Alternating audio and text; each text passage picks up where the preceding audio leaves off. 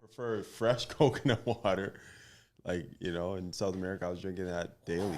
Oh, Daily. can't compare, eh? Like, you see them break. Not at all. You see them break that coconut open, and you know that you're just drinking coconuts. What I don't like about, honestly, probably the thing I like the least about the coconut water that we have is the packaging. Just thinking that it's been sitting in that packaging for 10 years.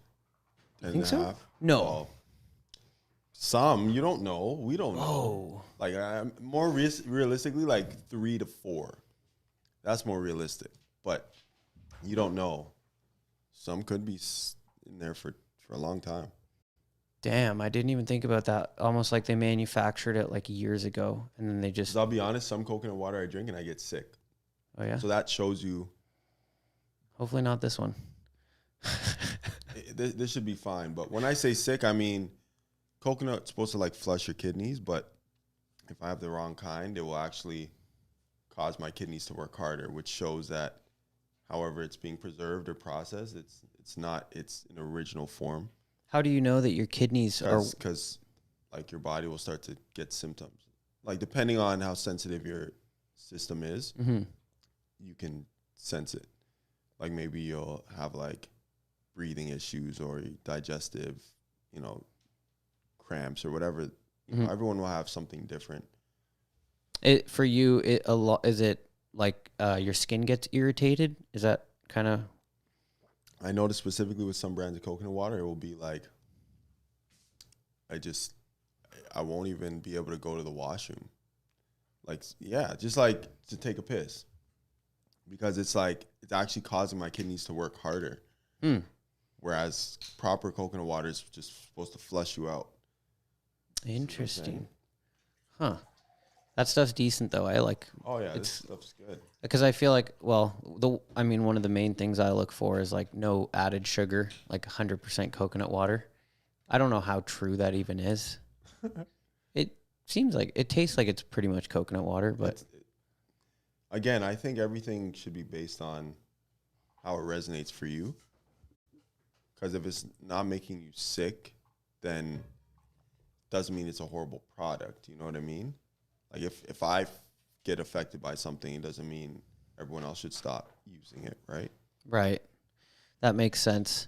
I guess the other side of that would be like if you're like I drink the tap water, and because I've been drinking tap water so long, it's like my body might have built this kind of like... Yeah, and everyone's body can respond differently. But I know certain people, could be genetics, could be many factors. They take certain things and they'll develop like a sickness or like just some symptoms will develop, Yeah, so for you, you're very in tune with like what you put in your body, right? Like food, water, pretty much anything. Is that just from like you feel like you react to a lot of things more than other people, or like the general? Well, in general, I would say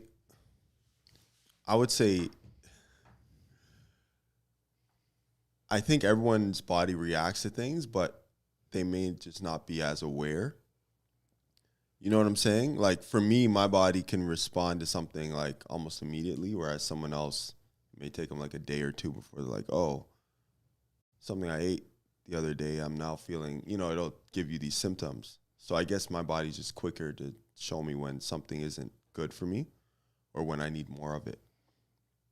Right. But I think could be genetics, could be just awareness, could be different factors, It's like a blessing and a curse, because it's like if you have a lot of the time when something bad happens or you react to something is when you have to learn you actually have to learn about what it is you're putting in your body, or try and find an alternate route that's healthier, but it kind of uncovers what maybe you didn't see before, that like if you didn't have any reaction to it, maybe you were ingesting something that was maybe contaminated, or... And you wouldn't have questioned it and you would have just kept ingesting it. Mm-hmm. Exactly. That's what I look at it as, a blessing and a curse, because it forces you, like when you have a lot of allergies or just health complications, which I think majority of people in this day and age have. I think the hardest part is not knowing what to do. And because you're told that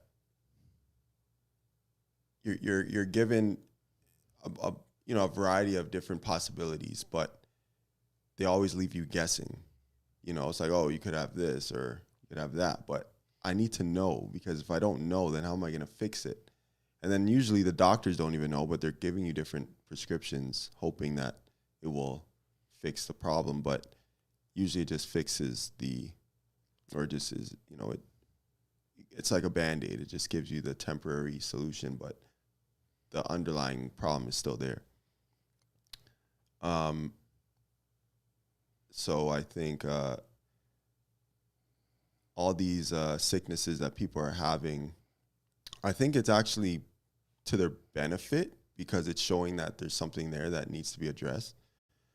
But we're not trained to look at it like that. Right. So it's like people have the reaction, but then they kind of just go to the doctor and get like and they're afraid. They're like, oh my gosh, like the body's not working correctly. Like, no, it's working the way it should, but you've been trained that it's malfunctioning.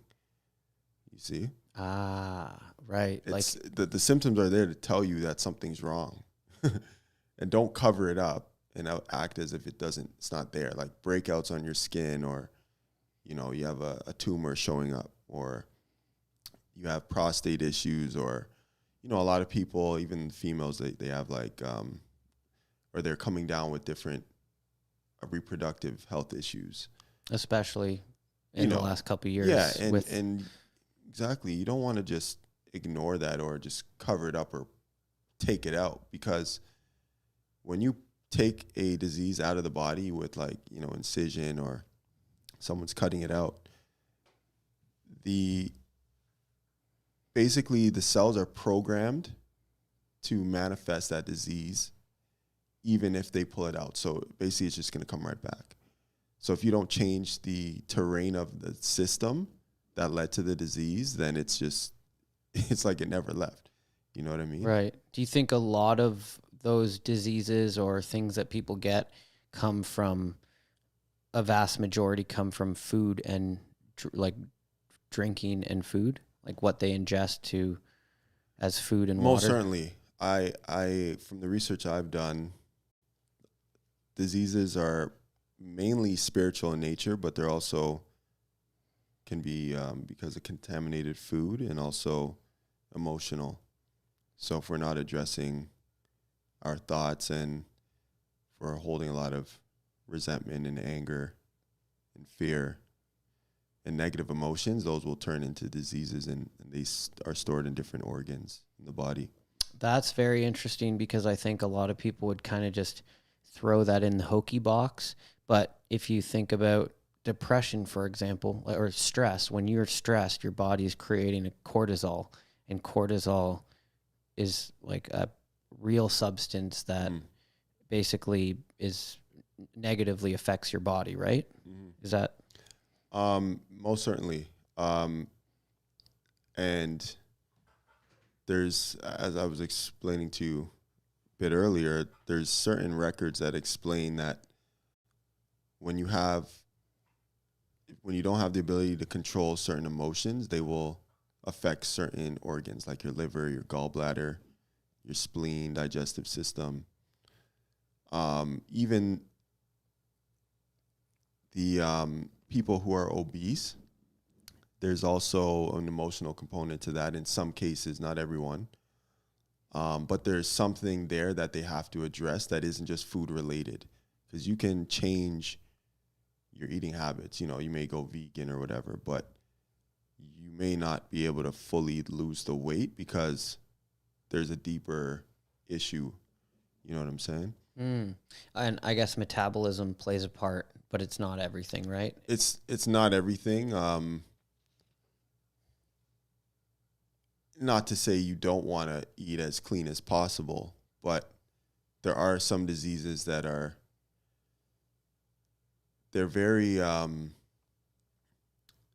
they're very deep seated, meaning like like, you know, like doctors will say it's like, oh, we have no idea where this came from, right? Well, because a lot of them, they're spiritual, which means there's like spirits that literally can move from different parts of the body and affect different organs based on the our emotional problems we're dealing with, or even, you know, what ancient records will say is like anytime someone sins, they're inviting like spirits or demons into their body. So if you do this type of sin, there will be a spirit that comes and affects your liver. Or if you do this type of sin, it will affect like your feet or your brain or different parts of your body. So a lot of ancient records are basically telling us how to stay away from sin because it's keeping us free from sickness. And which is why they, you know, they don't really want people to have a strong connection to God, because when you're whole, you're not likely to need a doctor or a physician. Right. Because you are the doctor, because you're healing yourself, because you have the knowledge of what not to do, you know? Right. So basically, if you need to go to the doctor, if you can't self-diagnose, then it's just more money for the big companies that basically run the world and run all the industries and are doing the bigger sins, like the companies that are like taking oil out of the ground or clear cutting forests and for their products and those kinds of things. Like that's a level of sin, right? Like to be doing something that you know is not good for the environment. It's not like a regenerative process, but they're just like telling them, oh yeah, no, it's fine. It's fine. You can clear cut a forest and plant the trees again and nothing will happen. The soil will stay exactly the same. Well, here's the catch too, because I feel we all have different destinies. And it's not to say like, you know, what's bad for one is not bad for the other. And but I do think there's a level of intuitively we can, like, I can do something, like for me it's very bad, but for you it just may not be that bad. Right. So God could also look at basically like he's judging like our character, because if we know something's not right and we're doing it, that's what's considered sin. But like some people, you know, are ignorant or like they're just immature in the sense of their knowledge on certain things, so they may not be punished if they, or to the same degree if they do that same thing, right? But if I know I shouldn't be doing something and all of my friends say, hey, let's do it, but me personally, I know I shouldn't be doing it and I do it, I'm going to be punished for that. So was there something at one point in your life that led you down this path of like learning all that and like feeling like you did something that you were like sinning? And well, definitely. Like I started smoking when I was 12, like consecutively. weed? Well, weed, everything, cigarettes. Really? You smoke cigarettes? Like here and there, you know, like Okay. smoke bongs, poppers, whatever. But I actually didn't know that. I thought you were like a green, like I green mean, only it's guy. not because I wanted to, though. It's because of the people in your environment. It's like what's cool is what they're doing, so you just take part in it because you're around them. But that wasn't good for me, even though I was trying to convince myself that I could manage it. And, you know, this was fine. Everyone else was doing it. It's not that bad. But then as I got older, because I was like a chronic, like everyday smoker, like 4, 5, 6, 7 times a day, I couldn't leave it. I couldn't really be at peace without it, type of thing. So it's basically like, you know, a stronghold, meaning like I was basically unable to just be myself without this substance. And, you know, now I see people and in my mind, I'm like, okay, I don't have that addiction anymore because I was able to break it. But if I see someone who smokes, I don't look down on them. um, because I have more wisdom now. You know, it's like not everyone is struggling with the same things, and also I do understand there are medicinal benefits to cannabis and things like that. So, I'm not gonna say like I advocate for people to smoke, but I know for me it wasn't something that could have, like, basically it got me to a certain point, and then I had the choice of like leaving it behind and moving forward or being stuck. You know, and that was a hard decision because also the people you surround yourself with have to change as well. Mm-hmm. No matter what addiction or group you're in, if you change the habits, then your friend group is going to change as well. Especially with weed, like you generally kick it with the homie to smoke a joint and catch up, and it's based around smoking weed when you hang out with. And then you feel like an outsider if you're not taking part, you know. And so you did quit smoking? Well, I quit in high school twice, and then I think it was the third time that I was finally able to kick it for good. But I realized the only reason I was able to kick it for good was because there was a spiritual component that I was missing. Because before I tried to quit out of complete willpower, just like, okay, I'm done. I need to get my life together. I'm in like grade 10 and whatever. And already at that age of 16, I'm like, man, I can't be doing this. But, it's like you're really not that strong. Some of us are not that strong at that age. So 5 months goes by. It's like, oh, okay, I'll take a hit, whatever. But afterwards, like wasn't until like 2016 where, and by that time I was already graduated high school 2012. So I think it was 4 years after. And I was starting to like seek God for the first, I wouldn't say the first time, like I, grew up in church and all these things, but there wasn't any like deeper relationship because I wasn't seeking God for myself. It was just like a tradition. Like, okay, this is what we do. We go to church, sit down, we say, God, come into my heart, da da da. But there's really no relationship. And that's the one thing I think people are missing also in this world, because we're taught that like God is like a mythical creature and that like he doesn't like we're not shown how closely related to us that he is, in the sense of, Christ, and from my belief, like he was a man, so he had the same emotions we go through, the same kind of thoughts and temptations, things like that. So when you understand it from that perspective, you realize that even though he chose to live his life a certain way, like certain things can be done, even if it's not easy. And so when you're addicted to certain substances and you don't really have God in your life, you're almost, you're in a position where you can be overwhelmed by, you have the choice of the addiction and the choice of, moving forward with your life. But unless you have the right tools to help you to move forward, and part of that is the knowledge, then it can be very difficult, Mm-hmm.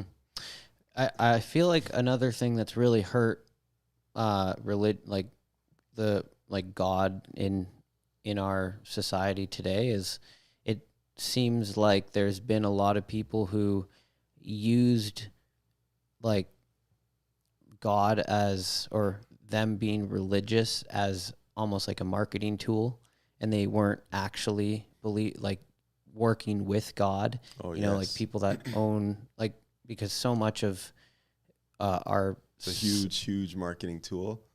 Mm-hmm. And our civilization is like built up like it's the year 2023. Like that's a biblical time frame, right? Like obviously the like we're like, it's so integrated. Religion is so integrated into our society that we base the year that we live in off that, right? But it just seems like so many people have kind of abused God to do bad. Like, oh yeah, I believe in God, and then they go and do something and you bad. See, this is something I'm still learning because I've been deceived by a handful of people. And when I say deceived, meaning it's basically just misled, or it's almost like a form of manipulation, because they will try to use their quote unquote love for God to get things out of you. It's like, oh, God said, even like if you go on WhatsApp, there's like people who will say like, God says you need to donate, I don't know, $50 to this ministry, or, you know what I'm saying? Mm-hmm. Or God says, if you give this donation of 200, you'll be healed from all your diseases. And there are real miracles that did happen in the Bible. However, in the Bible, it also says to be not deceived. There's so many scriptures that talks about not being deceived by people and being manipulated to give them things, or because they have an agenda. But it's our job to actually be able to recognize someone who's actually sent by God versus someone who's just using God as a cloak, Yes, it's like to the push Dr. capitalism. Evil, you know what I mean? It's like he's gonna save the world, but really, that's not his real agenda. Right. It's really just to make money off of you, and It could be whatever their agenda is. Right. It could be whatever, man. And the more desperate people become, I notice they're more ruthless. So they're more likely to. And sometimes they're not even aware of the fact that they're being used by the devil to do these things either. Because it's really like, if they knew the karmic or spiritual punishment that they have for them, for manipulating people and for deceiving people, it's very bad. Right. I sure hope that there is, because it seems like sometimes in life. Oh, bro, there is. Trust me. Yeah. There is. But again, there's a lot of people like to downplay how and again, like there's different, because I know what you mean. Like I have friends also who speak on this, like they hope that people are going to be judged for their actions. And I think right now it doesn't seem like people are being judged for their actions, because evil is like dominating. So it's like, why is everything so unfair, Right. But I think there's a time that this is going to be allowed to continue for. And then afterwards, things will change. Like it does this, every X amount of years. Like the Bible says how there's nothing new under the sun. So this isn't the first kingdom that has gone to this height. And eventually, if it continues in the way it's going to like crumble.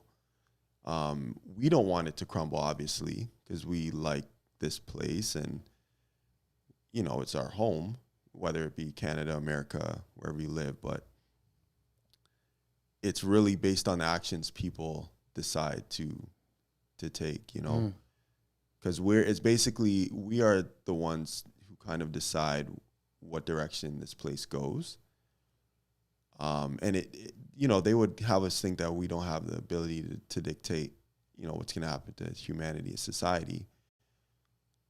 And to some degree, we may not, but we can dictate what happens to our own selves. What life we want to live, if we want to be,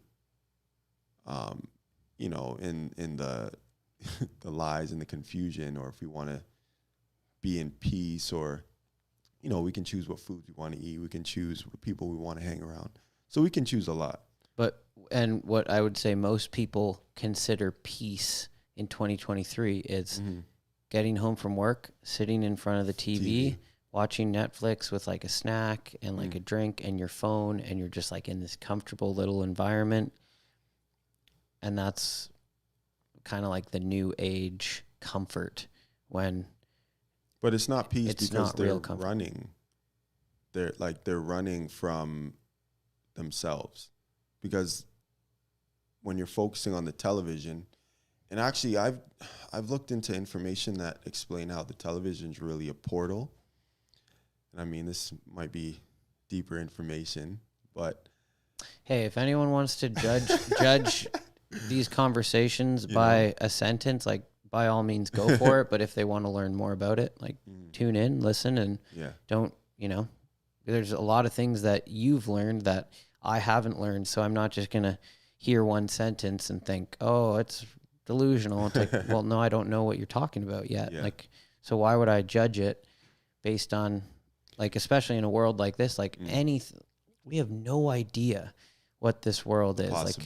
Possibilities. Like, we know nothing. We don't even know a percent of the knowledge you can know in this world. So I definitely never want to assume that I know anything, even if I feel like I do know it, to go about it in a way of like, I know that and you're wrong. It's like, just doesn't. Keep an open mind.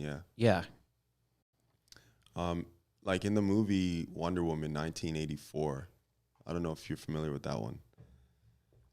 Like the year 1984? No, it's came out a couple of years ago. It's from Marvel, but they broke down how they use the television to manipulate the minds of people.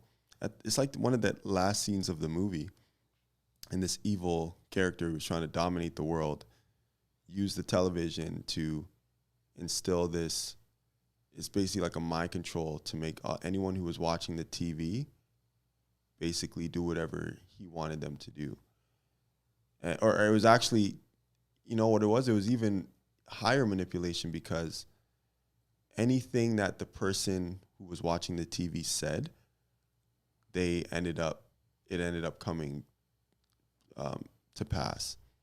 So I think, and I can't fully remember it, but in one of the scenes, like, this person was like to his wife, "Oh, I hate you, da da da," and because they were manipulated by what was seen on the TV, they basically ruined their relationship, and that's just one example, right? There was other scenarios, but basically saying Wonder Woman had to come in and resolve that, so she took power back, because she was like the savior. And she kind of canceled that power the evil person had to manipulate people. But I was saying the portal is about the TV, because, we see a lot of these science fiction movies, but majority of them are really based on biblical scenarios or stories of events that took place where there's, if you look, and again, you got to do deeper research, but there are portals throughout the world. However, through technology, they have been able to almost redirect where these portals are being opened. So, let's just say in theory, you would have to go to like the middle of the desert to get to that portal. Now you can get to your portal in your house. You can turn on the television. You can turn on your phone. So they are making it a lot easier to access. And when you say portal, you don't mean like you walk through it and physically you're in another place. It's more like portal is in like... Well, or not yet, but these portals, things can also come through, and things you may not be able to see. Like influences even? Spirits, influences. Because a portal isn't just what's going in, it's what's coming out. Right? As in like the information coming from the TV is like like something coming through the portal? Exactly. But beyond information, there is the content of what you're watching will affect what is coming through that portal. Right? Do you get what I'm saying? Mm-hmm. So if you're watching a scary movie, you're basically inviting evil into your life through that portal. If you're watching, like, I don't know, a romance or something, you may be inviting that into your life. If you're watching just positive things like nature, you know, it's you can see the difference there. But right now, if you turn on the TV, 99% of it is all negative. So everything that people are pretty much inviting into their life, and it's unconsciously, because most people, they don't know they're in agreement with it, but you are, because the television is almost like an altar. So when you sit down in front of your television, it's almost like you're kneeling down and like you're worshiping it as a god. Like, think about how much time people spend in front of their television. Like, if you go to other countries, they may not even spend that much time at church.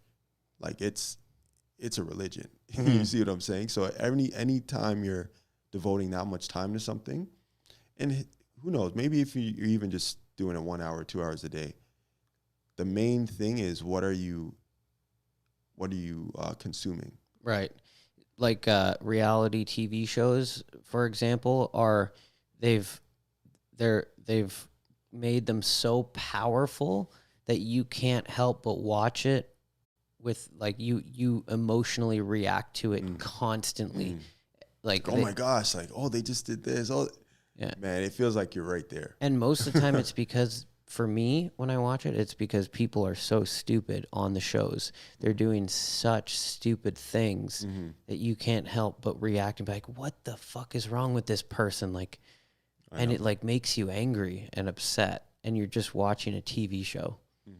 That has nothing to do with your life. It's all edited to make you react Scripted, like that. you know, Scripted. all of it, you know, but they understand how the human mind works. So it's really just for numbers. It's a numbers game. The longer they can get you in front of the TV, the more money they make. It really doesn't matter what content they're putting. But it's a bonus, because if they can put negative content, it actually does two things. It makes you sick, because you're now more fearful, more worried. Like, think about, you know, the whole pandemic we just experienced. Was any of it positive, what you heard on the news? No. All you heard was, oh, 30,000 new cases here.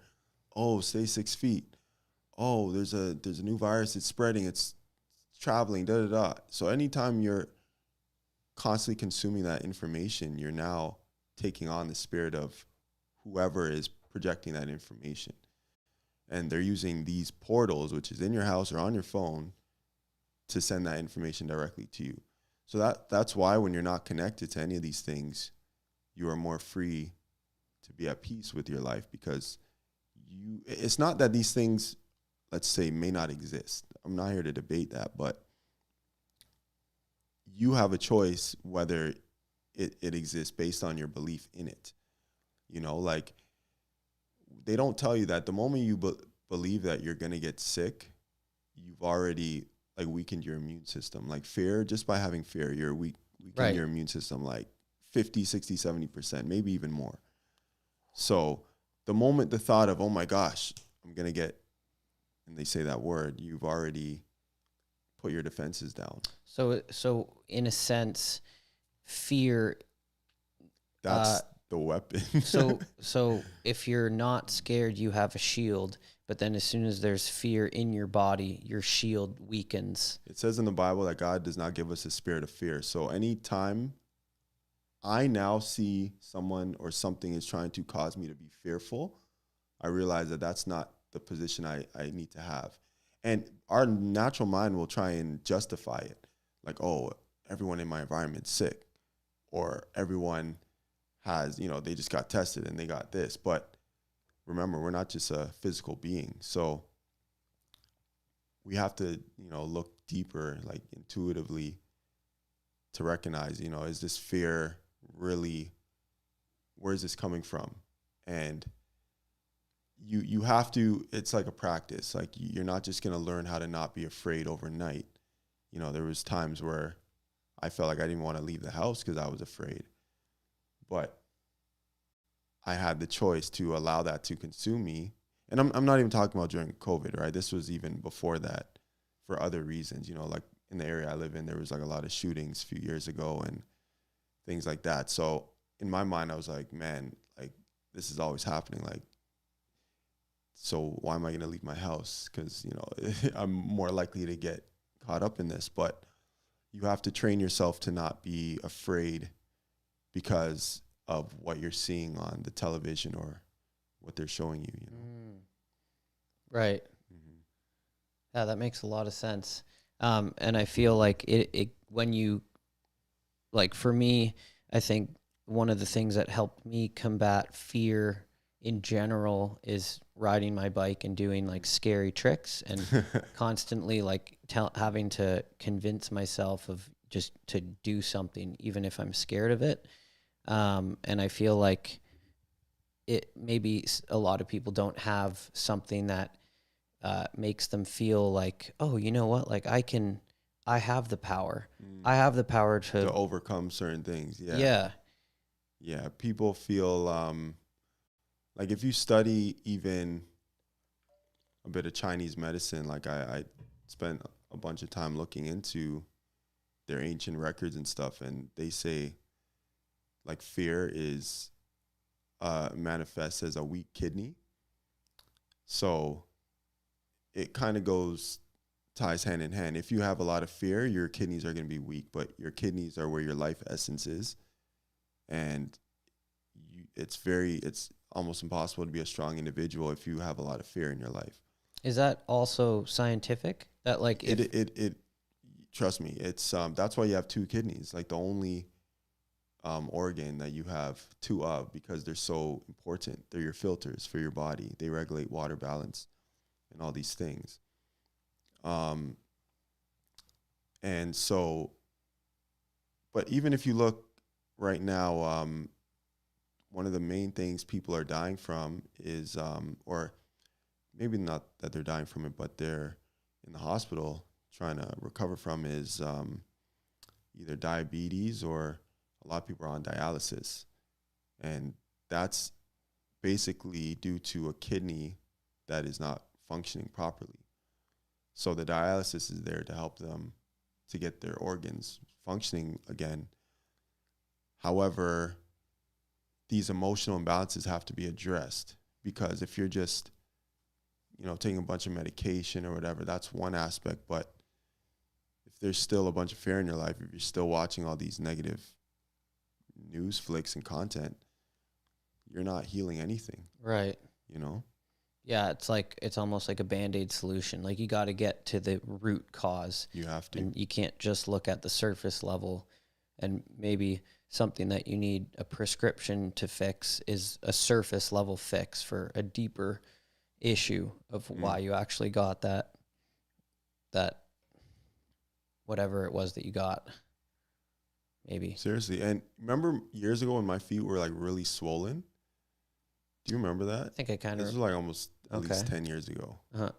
I couldn't ride. I couldn't barely walk. Do you remember at all? I thought it was more like skin but irritation. It was combination. Like it was.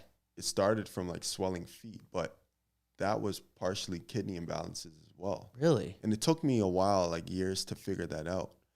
But what also causes kidney imbalance is too much salt in the diet. And if you look at a lot of packaged foods, they have like thousands of milligrams of salt, and they're purposely poisoning you, because in Indian medicine now, they say you shouldn't really have more than a pinch of salt per day. So thousands of milligrams is way beyond the limit. And then, if you have several meals a day, you're also more at risk of developing these problems down the road. But it almost seems as if there's so many ways to develop these diseases, and that's why I don't, again, like partially from my experiences and when I see other people going through things, like I understand why they're there, but also it's like I have more compassion, because I know it's not easy to get out of those situations, because first they have to accept that they've been lied to in a lot of areas. and they're a lot of the times the people who maybe claiming to want to help them, they really don't know what's best for them.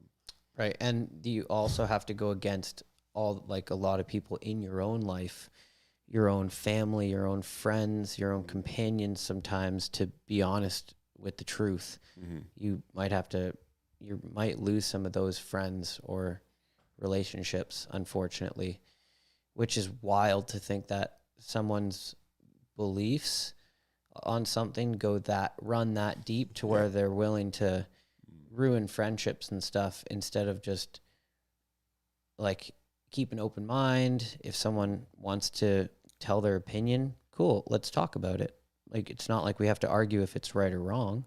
Mm-hmm. Let's just, like, let's be open to hearing about it and learning about it, and then you can decide what you think is right. But you don't have to, like, to be so sure of yourself that you're correct, that you're going to argue and not be friends with someone because they're going against your opinion. I mean, Well, that's a great sign of someone who's that to battling me, a lot of sins, yeah, right? that's, that there's probably pride in there somewhere. And I think we all have varying levels of pride, which I guess is natural, but when we start to look down on other people, then it can become unhealthy, Right. and think we're better than other people. Right. And that's what earlier you were saying. You said something about you understand where they're coming from, or, like, you like to be like. Well, now I do, because I partially had to go through a lot of these challenges myself. So, like, I'll give you an example. When I would, like, 2015, I decided to go, like, vegan. During, like, I think it was about 2 years or maybe 3 of not eating meat. Like, my perception towards meat eaters was very negative, like, very, very negative. And it was almost like it was just wasn't healthy. Like, and in your head, almost like better. your I was ego better, was yes. telling you, like, you'd look at it and be like, they don't even know. Yeah. Like, I have information that they don't know. They have no idea what's going on, and they're, you guys are eating the worst food, and you just, this is not what good people eat, And we can develop these beliefs based on whatever is out on the internet, just something we pick up because it sounds good, and we feel like, oh yeah, this is healing, this can heal the world, this can take care of our problems. But when you dig deeper, it's really all a lie, because I don't have anything against vegans, but it wasn't until I started eating protein again, after all that time. Obviously, I had to address a lot of other issues, emotional stuff, trauma, all these things. But until I started eating properly again, for my constitution, physiology, all that stuff, that's when my body started to heal. Like, from the first like fish dinner I had, man, like, I felt so grounded and relaxed after like 3 years of not eating any protein. And from that point, I'm like, whoa, like, and then after everyone was asking me, I'm like, they're like, oh, you eat meat again? Because at that point, everyone in my family and my aunts and uncles, they knew I wasn't eating it. So they're almost like shocked when they see me eating again. Like, even now, they're still like, oh, you eat meat again? And I'm like, yeah, man, of course, but. So what got you back into it? Was it just the one meal where you felt? It was my dad seen me one day, and I was just like very malnourished and weak and stuff. I was in the mindset I was just gonna keep going. Like, my problem may have been, it could have been resolved from doing something else. But he said I needed to start like eating supplementing. And well, he said I needed to just eat properly, like eat fish, because he knew I was on the vegan. I was doing a lot of fasting too, like dry fasting. I wouldn't eat for like days. So I was just doing like very extreme diets and stuff. But you can throw the rhythm of your system off when you go into extreme diets, which I didn't realize. So if you ever do them, you want to have like a time limit and not think like you're Superman and just try and outdo yourself type of thing. So did this have something to do with the foot swelling? No. The I started the vegan stuff after that. Okay. It was almost like I was learning like what I needed to do, what I needed to change. But prior to that, the foot swelling, that was probably due to, I was still drinking a lot, smoking a lot. So my lifestyle wasn't very healthy. I was eating out like every day, probably. Not really focusing on nutrition. And then also genetically, certain foods, again, will they'll affect people of African descent more than they'll affect Caucasians or vice versa. So we all have certain foods that we should be eating versus foods that will probably cause more damage to our system. Right. So there isn't a one size fits all. So what's good for you may not be good for my body type. That makes sense. So, so the vegan thing was a response to, I'm gonna try this and hope that it fixes my all these health issues. You know what I mean? And in the process, you develop a bit of the pride because you think you found the newest thing that's going to solve your problem. But I think it just made the problem worse, to be honest. I see, not a lot, but I see some vegans today that are highly malnourished. And it also affects your mental clarity, your state of like how grounded you are. So, a lot of root vegetables but also like proteins and meats and stuff, they can ground you. But if you're not eating a lot of those foods, then they'll actually make you spaced out, like too many vegetables, too many like leafy greens and stuff.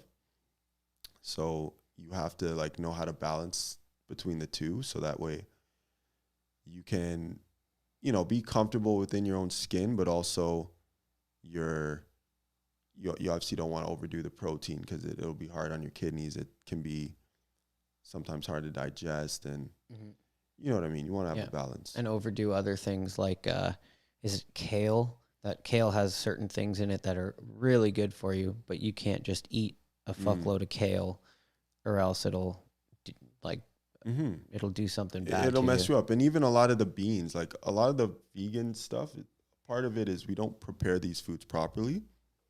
So we're not soaking beans for several days to a week. We're not as in to get like the Roundup and the pesticides Roundup, off but of also the lectins and all these things that disrupt your gut biome.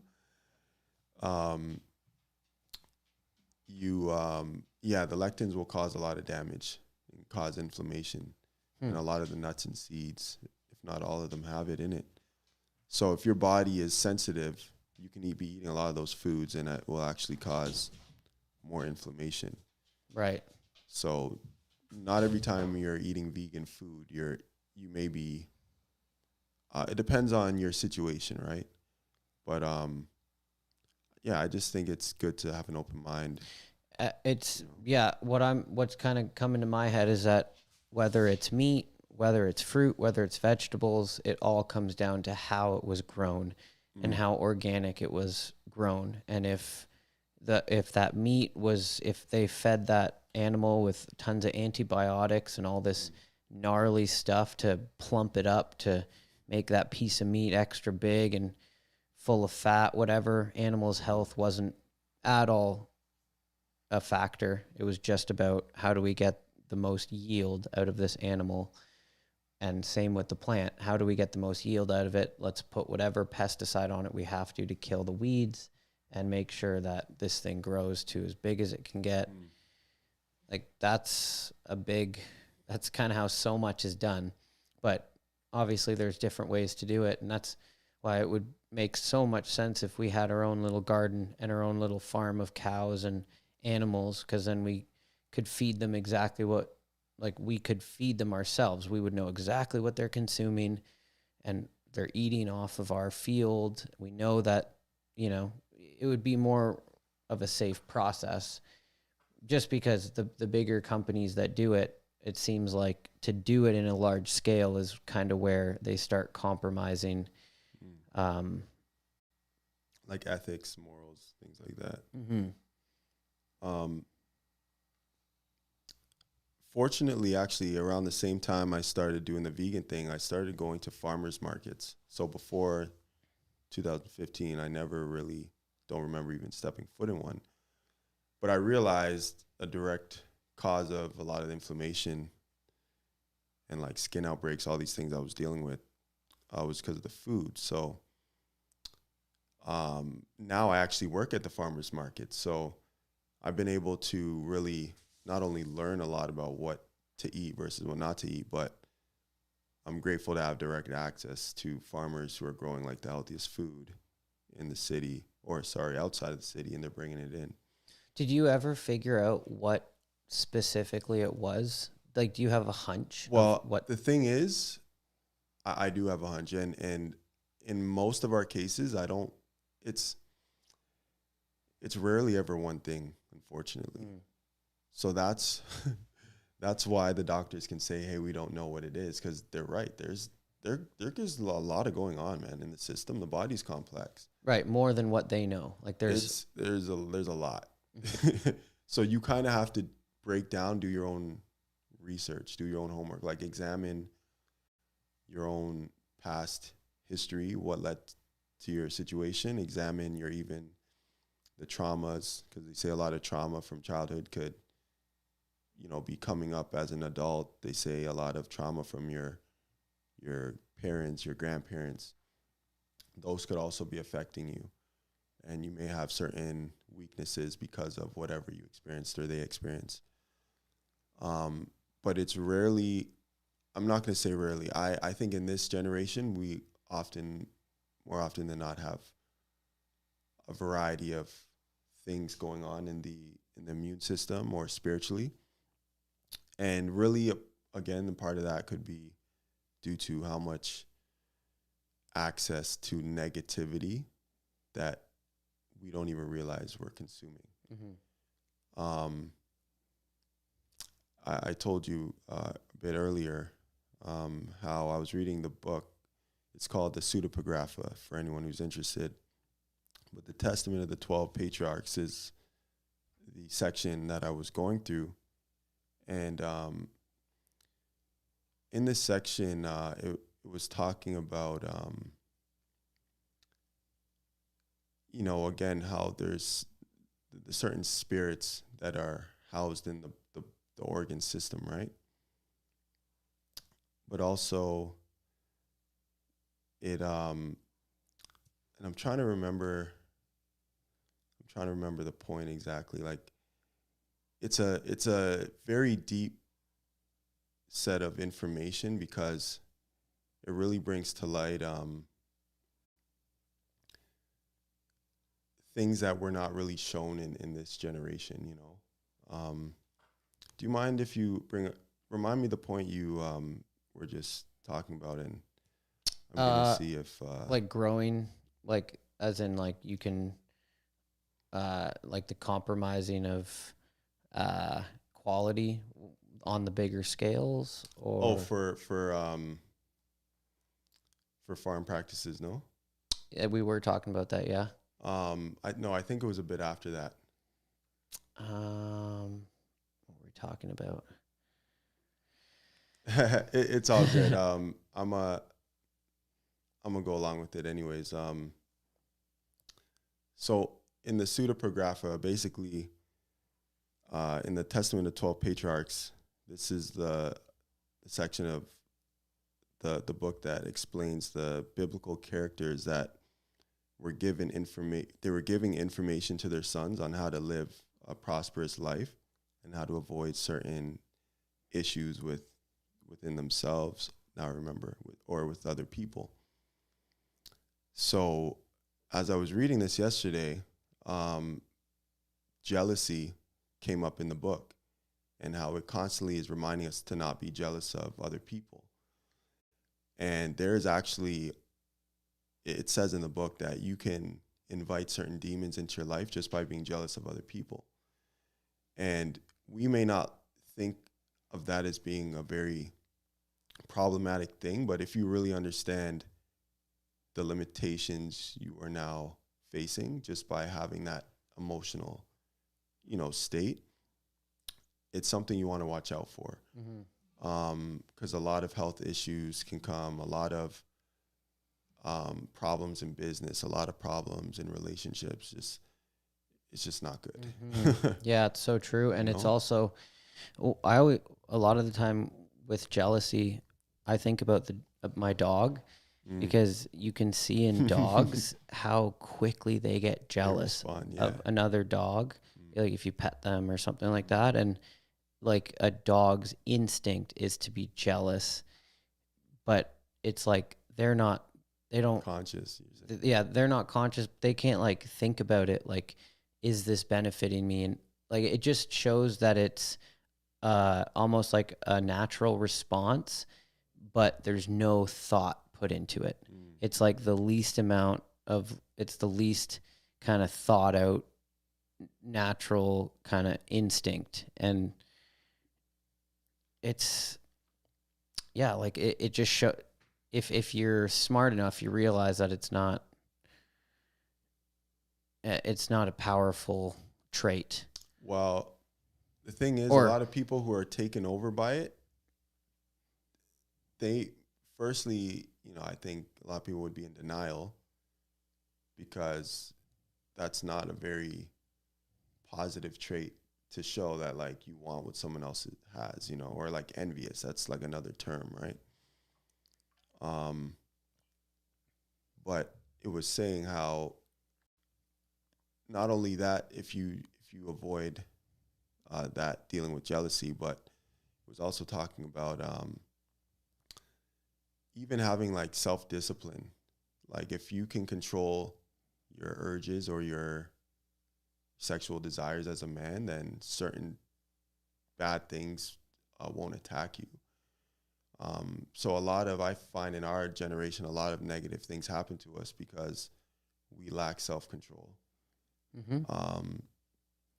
And, the internet makes it very easy. Again, the portals with all this sexual content. We're inviting all these naked women into our lives, or, we have Tinder, we have all these dating platforms. We can basically see anyone at any given moment for almost nothing. Like it really doesn't cost us much in some cases, and really it can happen so quick and without having anyone notice that we think that there's no lingering consequences. But according to these ancient records, it invites a lot of problems into your life, health, financially, and otherwise. Even like a really negative perspective. Like I've been on dating apps before, and then I've also gotten to a point where I said, "Fuck this! Like I'm done with these." Me as well, bro. I was like, this is too much for me, man. Yeah, but like you notice, like I would like before I deleted it, you notice kind of It's like a vibration, though. It's like that's what is coming off of these platforms. And then you're that same vibration. Like you look at girls and you might just start thinking about how attractive they are if you would sleep with them. It's like very vain. Like you're looking at them for the wrong reasons, Right. Where if you're not on those dating apps, you might just look at them and be like, "Hey, how's it going? Let's be friends." Exactly. And you're just thinking about just making friends. You're not like, "Oh, is she like, how hot is she? Would I have sex with her?" It's like your brain, you program your brain to automatically think that if you're on those dating apps and watching porn all the time. Like there's no question about that, right? It's a very heavy influence. And for especially if you're younger, like it's way worse for the younger generation now because they're growing up with it. And they have less practice controlling things and with self-control and stuff like that. So, whew. Yeah, they're in a pickle, if you will. Like seriously though, like I have a younger brother, and I see other kids who are like addicted to their phones. There's obviously not much positive content coming out on the phone, or if there is, they're not looking at all the positive stuff. I mean, I know at that age I wasn't, you know what I'm saying? Like 20, 19, 18, 15, whatever age you are, majority of stuff that is being pushed out there is whatever is going to draw you in, and 9 times out of 10 it's not positive content. Because the reaction, if you can react to it, that's how they know that their content did its job, and they've mastered it at this point to where everything's a trigger. Everything on there is just it. They've mastered it. Yeah. So, you know, I would say people have to educate themselves and, you know, trust, or not even just trust, but learn to recognize what their intuition is telling them. Because as I said from before, like I was in grade 10 when I first was like, okay, I need to stop smoking, right? Had I just gone along with, you know, people pleasing and all these things to make myself feel better for having friends, who knows where I'd be today. But, you know, you have to separate yourself from certain people sometimes, and also certain environments, certain behaviors if you want to grow. And it obviously it's not easy in this day and age because we have a deficit for like community. So people are deeply in need of connecting with people. So social media almost seems like the easiest way, but it ends up that the people you are connecting with, or it's almost like a Band-Aid again, you know? It's like you're on the social media because you can't connect with people. So it makes you feel better, but it causes you to fall into negative habits. Right. You know? Yeah, it like enables you to not actually hang out with someone in person. It's like, oh, like I wonder what Quab's up to. Oh, well, I saw his Instagram photo, so I don't really even have to hang out with him or see him or hit him up. He's good. Right? You know, he's chilling. I feel like that's kind of what it does. And then slowly over time, we're just like, we feel less and less urge to like, or the Get need. to know people. Yeah. And like see them in know? person. Cause it's like, oh, well, we can just look at their Instagram and we know what they're doing. But it's obviously not, It's not real friendship. It's not real, bro. And I noticed there's not that deep connection. And like I noticed that with some of my family members, that the only way for us to connect is social media or on the phone, which is cool. But as I got older, I'm like, I don't feel like this is meeting my needs anymore. Like I need to see you. I need to engage with you, interact. Like I can't just talk to you on the phone and be content. Right. You know? And again, when you're younger, it's like you just take whatever, but we are human, so we it's required that we have human interaction and like healthy interaction. And yeah, for sure. And it's harder and harder to do in this world, but that's what's cool. Like just to think that you are like your life has led you down a road where you have just kind of so happened to go down this road where you're on the path to figure out a better life. You want to be healthy. You want to be truly healthy, truly happy, and you're on the mission to figure out what that really takes. And through that, it's kind of raised your awareness to like what all that other bullshit is that takes people farther from that place. And it's like, I mean, it's just a mess. Like it's like you're walking through a house, like a hoarder's house, and all those distractions are just the garbage and the stuff all over the house, and you can't even walk through that fucking hallway because there's just so much stuff to pile through. But to be honest, I do think it's a divine intervention that I even went from just like, you know, eating like the worst. And when I say the worst food, it's basically food that I guess the average person eats. But I say it's the worst because there's no love put into it. It's like just exploiting communities and people for money. And it's, you know, it's being sold by people who are being overworked, underpaid. There's really no care for the people putting this food together. So, Right. um, but going from a position where I was kind of ignorant to now being able to provide healthy food to people, from the farm I told you we're working on, and also spreading like positive information and giving people knowledge. Like it is like I tell people all the time, like it wasn't even a decision I wanted to make almost. I feel like it was like almost like destiny, because it's not easy to just, and I'm almost gonna say like kick your friends to the curb, because essentially that's at one point what I had to do. Because when I realized, and this was before I even got sick or any of that, I already knew intuitively, I'm like, these people, I've known them my whole life. They've been my friends. They could come over whenever I needed them, or I could go to their house whenever they want to hang out. But at this point, they're no longer serving me. So to find the willpower to actually still, like, I'm going to say you still love them because you don't hate them, but you just know that you love yourself even more. So I think that's divine, because not a lot of people love themselves enough to put themselves first. And then You know what I'm saying? they spend all their time around other people. They can't spend time alone because they're uncomfortable with it. Why is that? Like, what is that? It's again, it's like it's comfortable, you know. It's comfortable, and it's basically like we need people.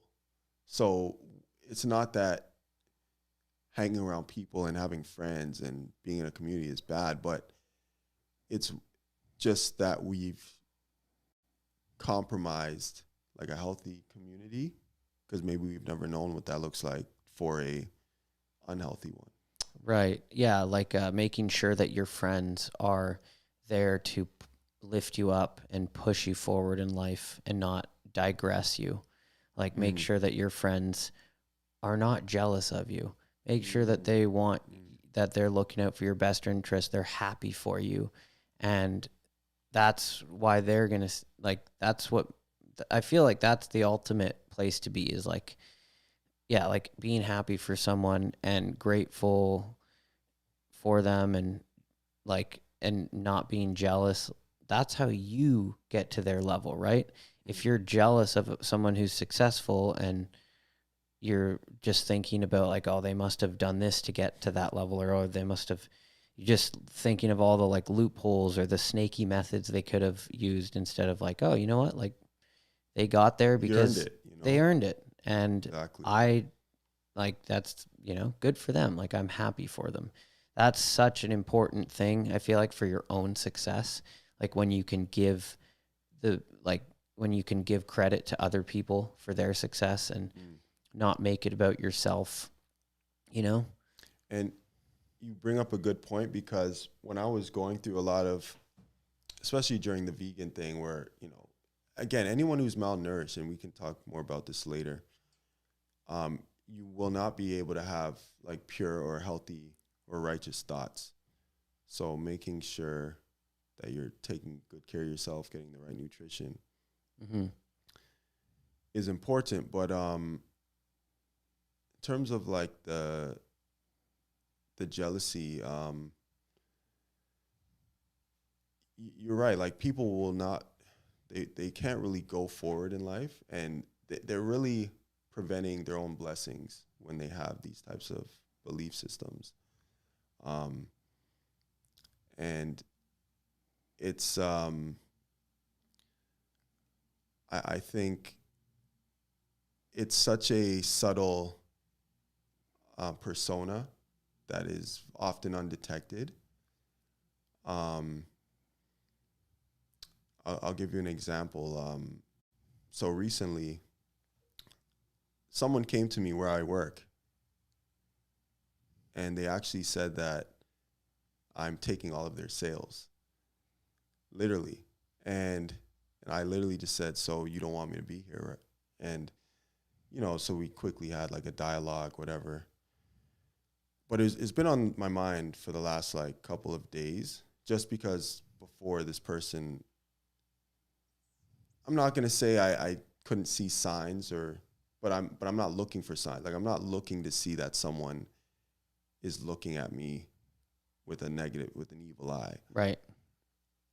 But I'm not ignorant either, meaning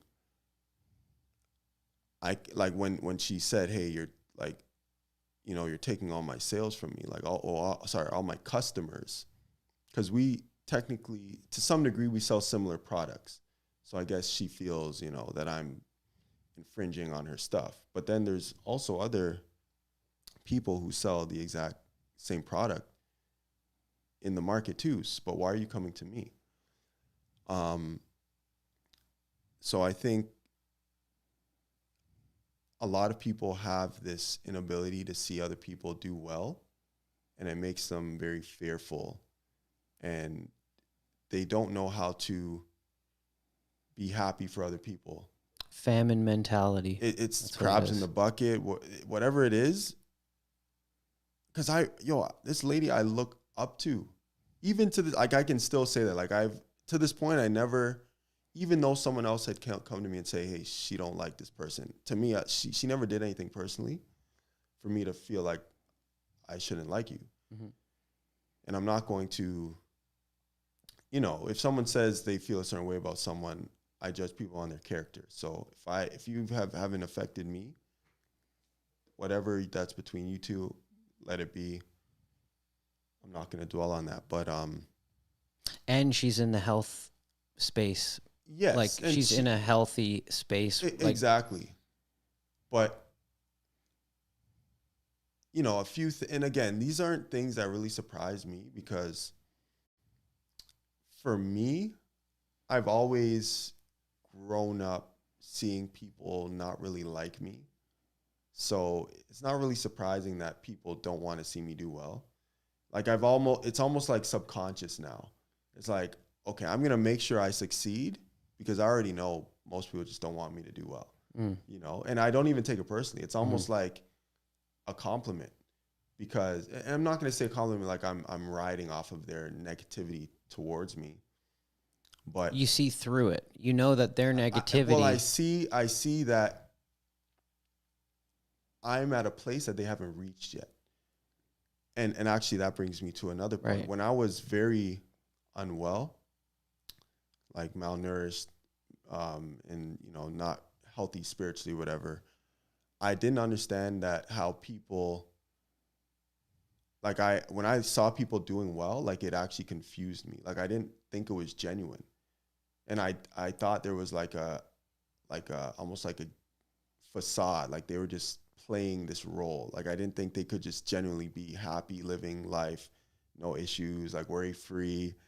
You know what I'm saying? Right. But that was really my own inner demons or things that I was insecure about. And I was almost, and not that I went out and like bash people, but I there was a point where I was battling, like I was just confused that, like, I thought like it was just like fake, you know? Right. And probably because of how you've grown up too, maybe, where it always seemed like no matter what, you couldn't, like there was always something like financial or whatever, like you just couldn't get to a place where it's like, fuck, like I can't catch a break. Right. Exactly. And then like you find this higher way to live life where you have like a deep peace, inner peace, and your morals are like you're very in tune with them, and you feel like you're kind of treating everyone and yourself how you like in a very good way. Then yeah, you're living life in a completely different, like on a different wavelength probably, right, than like when you were younger. And also I guess at this point, like you started your own business, right, like selling health foods. That's super cool that you've gone that deep with all this, to where it's led you to literally like what you're doing for a living now, like to make money. But it's obviously more than that, right? Like it's like everything. It's it's pretty cool that you're doing that. You have like such a a good program going on in your life. I'm happy No, for you. That's I awesome. appreciate that, and I'm grateful because there were also times where, um, like when I'd be at home, I'd be talking to my mother, and she'd be encouraging me to go forward, and I'd be like, no, I can't do this. Like it's not what I'm. It's just like I'd have all this self doubt from growing up and like being told like, you know, you're not good enough or you're not capable, all these things. So I didn't even know that I was actually capable and good at talking with people and selling things and motivating people to do better in life and taking care of themselves and just encouraging people. I didn't even know that was a gift I had. Mm. Um, so having people around me who actually believed in me was very important. Right. Um, because they also pushed me to keep going when I just would have literally just given up. You know, I'd be like at home, and then a friend would call me. I'd be like, man, I don't want to go to work today.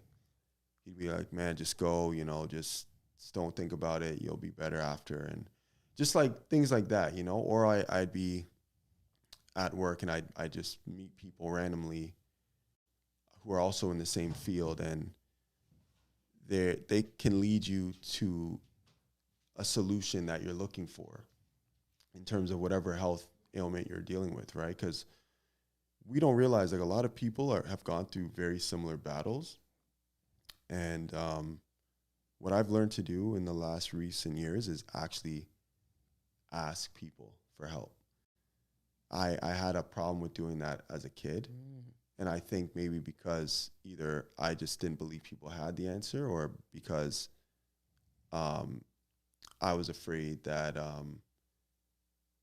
maybe my opinion just didn't really, or my questions just didn't matter. You know what I mean? Like, I don't know. That's just what I was kind of taught, like growing up. Like, even if I did have a question, it was almost like we can be conditioned to think that our questions are stupid. You know, it's like, oh, well, what does this guy want to know now? Like, you know, and so, I mean, fortunately for us, we can just ask questions on Google or whatever. We don't need to ask a person, and they're not going to take it personally. I feel like society as a whole has been programmed to tell other people that they can't do things Mm. and to feel like you can't do things. And I feel pretty lucky where I've kind of always done my own thing for a long Mm. time now, which has given me belief in myself and the ability to see through people that don't believe in me. Mm. And like the next chapter for me is building a house from scratch. The amount of people that I've All talked right. to that in their head they're just programmed to be like, "Oh, you can't Can't do do that. it. Yeah. Like you can't do that yourself." Like, "No, you got to get a builder. No, you got to get a contractor." Like, Mm. and I'm not saying that like Those y- wouldn't benefit. yeah, I'm not, and I'm also not saying like, "Oh yeah, I'm like you can be a plumber without learning how to be a plumber or be electric." Like you got to learn it all. But like at the end of the day, like you got to remember that you can do anything you set your mind to. And I think that that's not, think that's something that this society wants people to think less and less. They want you to not think that and just kind of follow, be an employee of one of the big corporations that run this world instead Yeah. of make your own business and make a real Yeah. change. Like As if your ideas aren't as important or even more important, you know? Because totally. at least your idea isn't going to enslave a whole generation of people. You know, like we look up to them as if, okay, to some degree you may be dependent, but is what they're doing, would humanity be better with them or without them? Mm. That's what I ask myself.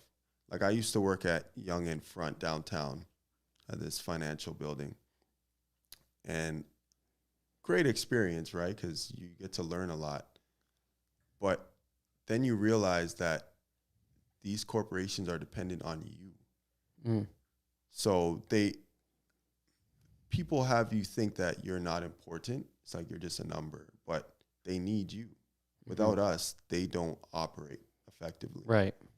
But how much more important is your own vision in life and your own goals that can actually help humanity like prosper and to kind of reduce some of the stress of humanity because of, greedy people who just want to take advantage. And the fact that the business plans that have kind of done the best in this world are the ones that are the most selfish, like the ones that leave the most people kind of fucked, like Impoverished in debt. yeah, like McDonald's, for example. Not to like, I do like McDonald's, and I know that they actually pay their employees pretty well, blah, blah, blah. To be honest, I'm not a fan. I quit eating their food in grade 10 as well. I don't know why, but grade 10, I don't know. I just I tried to quit smoking. I tried to quit a lot of things because at that age, I don't even know if it was the age or just the time where my spirit said, hey, enough's enough. Like I cannot be consuming things that are leaving such a dent in my health and my well-being. And again, not everyone may come to these revelations at these ages, but we have to be real with ourselves, We can't just keep lying to ourselves. Man, I think a good perspective to think about like food too is like, think about all the people in this world. Everyone has to eat a certain amount of food. So if it was like a chart or like, in video games, how there's like it's like speed, like 80%, there's like a bar that shows like how much, like if you had a bar that showed all the food that all the humans in the world have to eat, and then you saw how many companies provide that food for all those people, it's probably sadly a tiny number. Where, for like we were talking about, if everyone had their own little garden, like that would be all that food, but it would be dispersed throughout billions of people to provide it. And that just seems like a better, more balanced kind of. Of course, there's more balance, but this world isn't balanced. They capitalize off of our ignorance, and that's crazy that the word capitalism, capitalize, like that is pretty wild. That it derives from the word capitalize. Oh man, so. Which makes sense, obviously, in the sense that like business is to like make money and sell things, so you're capitalizing on. But still, it's just it sucks that people who have gotten that far with huge corporations, they never got to a place where they said like, we can't do this morally. Like the level of sin. Well, that's a great point because these scriptures also talk about how when you've gone overboard in sin, that you'll be turned to a reprobate mind, which is basically like someone who doesn't know how to do good. So you'll basically be, it's like you're inevitably destined to just do the worst deeds on earth for all of eternity. Kind of like Anakin Skywalker once he converts to the dark side, and now see what I'm saying? All of a sudden it's like there's no. Once you change to get back on track, that's between you and God, man. There's no like, you can't explain things to some people. You can't like try and lead them the way, like if that's the path they chose. Or sometimes even like what a curse is can also cause people to be in these positions just based on the bloodline they're in. So it's like you can take your whole family through this hell on earth, basically, which financially you're not in hell. You're probably the most wealthy. But in other areas, you're not in good hands. Especially your perspective. Like the perspective of a child who was raised in a billionaire's family. Like, have you seen the movie Grown Ups? Adam Sandler. It's an old movie, no? Pretty old. It's basically just like this, like, I think I've seen it. Yeah. Rich guy from Hollywood and his kids. Like the start of the movie, they're in Hollywood. He's on the phone as a like Hollywood agent, and his kids are playing video games in the middle of the daytime, and and they're like, they have a maid, and they're just like screaming at the maid to get them food and get them whatever. And then anyways, the way the movie goes is like they go to a cottage and kind of like try and find, like, become in tune with nature and stuff. But yeah, like if you are just a kid who your whole life, like, food, you don't have to do anything, and like food just shows up on the table for you, and anything you need, like you didn't even see the money transfer, like you just got it, it wasn't like You're just really disconnected from how things get to where they are. right. But beyond that, you're not even. It's almost like you're bound to a contract that you've been initiated to just do evil, regardless of what you may want to do. So it's like, this is your contract. You sign here. This is what you have to do. If you don't follow these rules, then you're either going to die an early death, live an unfulfilled life, or something negative, Man,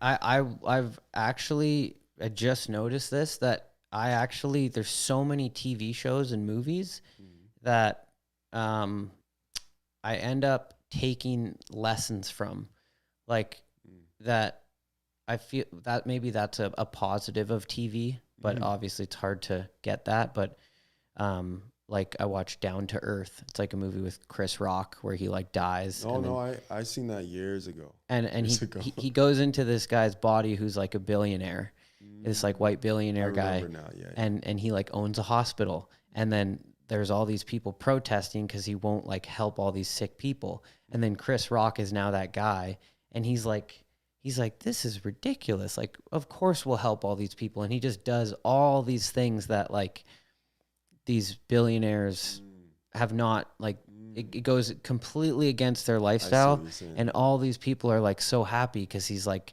finally morally living correctly. And that's like something with TV, I feel like that I'm always taking from it. But that shows you the spirit.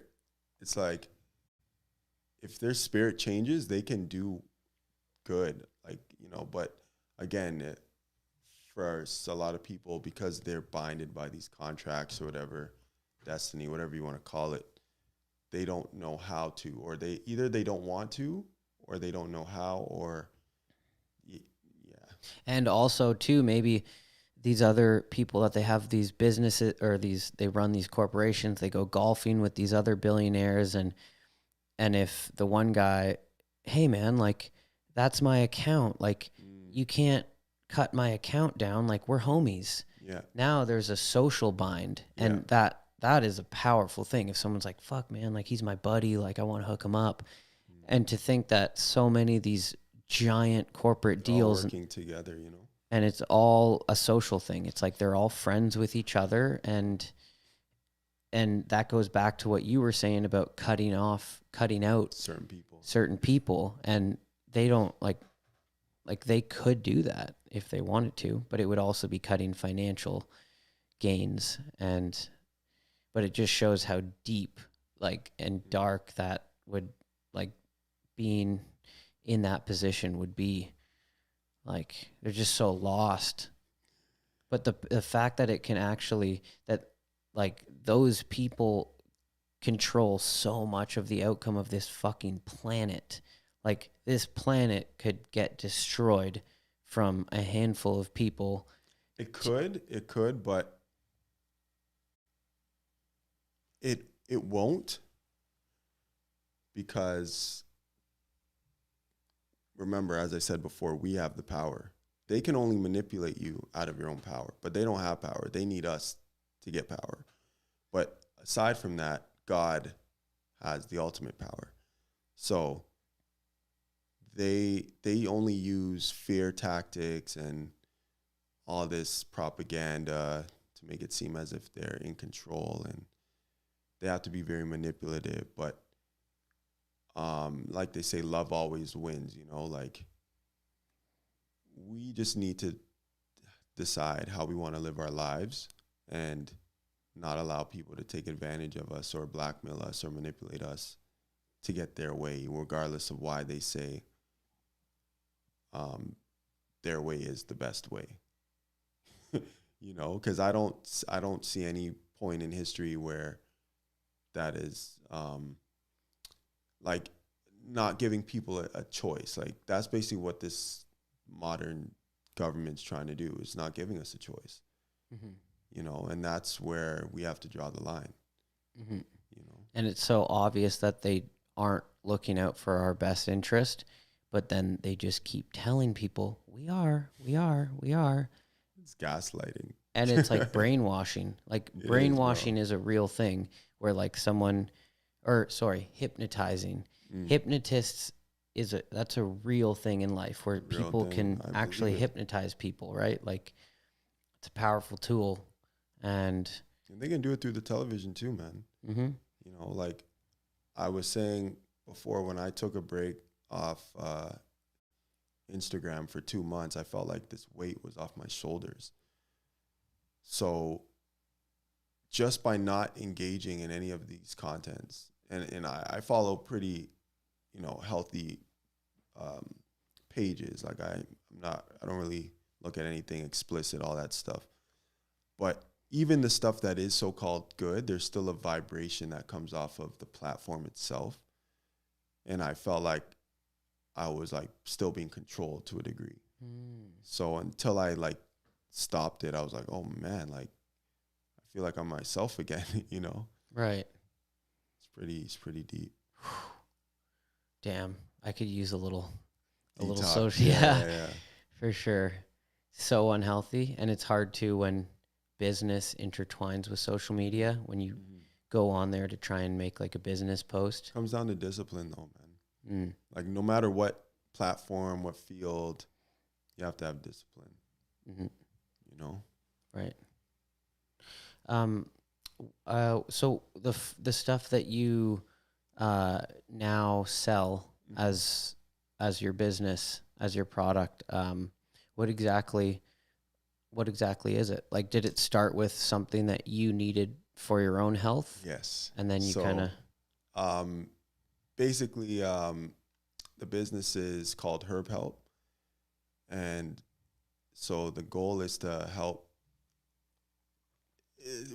I sell tea. That's what I sell. But my intention behind the business is to help people maintain a high quality of life, just to be healthy, so that way they're not, you know, worrying about, oh, this popping up, this showing up, or if something does come up, like an ailment or something, that they have a simple solution for it, which is tea, which is from nature, which is something we've been using for thousands of years to keep us well, so that we're able to deal with, you know, just life, and we're not questioning, oh, like, what are we going to do? Like, what's the solution? In my mind now, I no longer have those thoughts of what are we going to do, because I know what to do, because I did the research, and I've also tested it on myself, and I've seen it work for other people.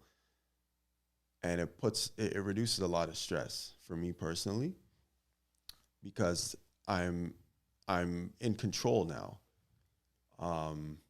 And again, I'm not going to say I was always in control. The only thing that was separating me from where I'm at now is the knowledge.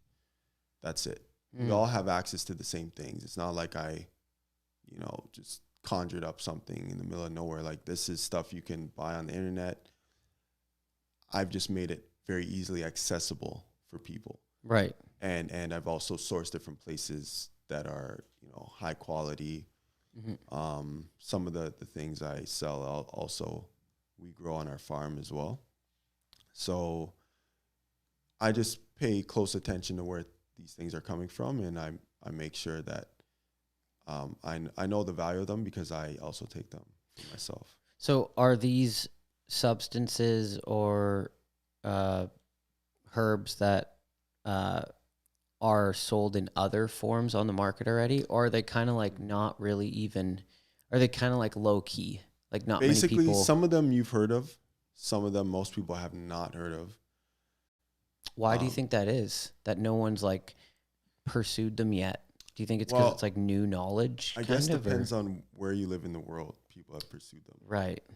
I think in our part of the world, anywhere big pharma is, there's going to be a drowning out of natural medicines and plants, which a lot of the pharmaceuticals derive a lot of their ingredients from. Right. And that's not a conspiracy. That's just the truth, because Yeah, that's just how business works, right? exactly. Just like that lady you were talking about, she wants the competition to disappear. Exactly. And unfortunately, that was a native lady who you would think through all the stuff her people have gone through, they don't have any desire to put other people down. But hey, trauma and certain things affect us all differently. You know, I've learned how to release things, and not everyone has gotten to that point. Mm-hmm. I don't look at other people doing well as a threat. Mm-hmm. I actually look at it as a bonus, because we're all unique and we're individuals, so we can all bring something new to the table. Right. You're not worried about like, oh, they did the same thing I wanted to do. It's like, you know that you're going to bring your own original ideas to the Exactly. table because you're that in tune with. And we have thousands of people who go to these markets, so there's going to be customers you get that I won't get, though, and vice versa. So there isn't this competition concept, right? Mm-hmm. But with that being said, We were talking about, I think I made the comparison of that lady to, oh yeah, so like have people, so this part of the world, people haven't really tapped into a lot of the things that you're selling. yeah. And to be honest, I think this system has found its way in every crevice of society.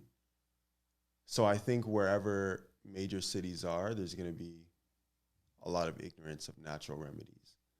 That's just how it works. So, you know, one of the first things I did when I was really sick was I just started buying stuff online. There's a company out of England called Nyashar.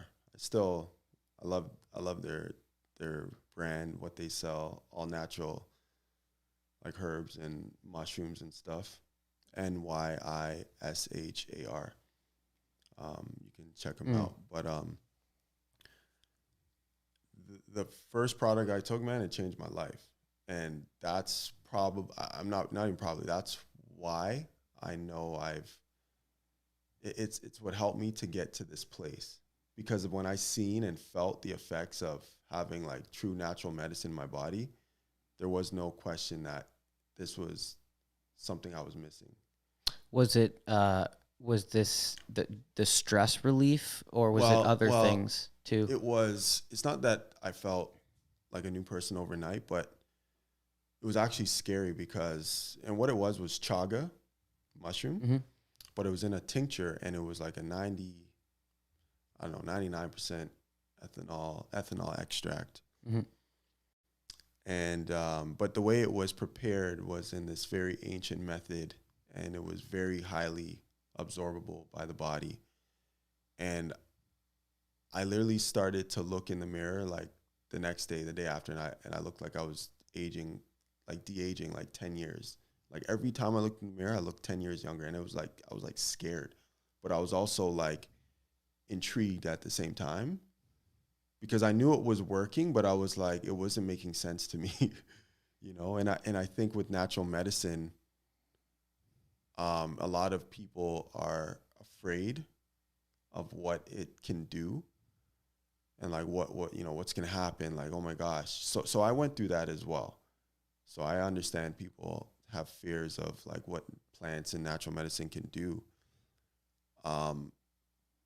But I wouldn't say it's something that you should be afraid of, because, you know, we were created to consume these things. Like it's a part of our needs as humans. We have a direct connection to plant life and mushrooms and different fungi and stuff like that. So it's actually necessary that we consume certain plants, because the way I see it is, certain keys in our bodies cannot unlock unless we consume certain foods. And if we're only eating like 5 to 10 plants, throughout our entire life, we're malnourished.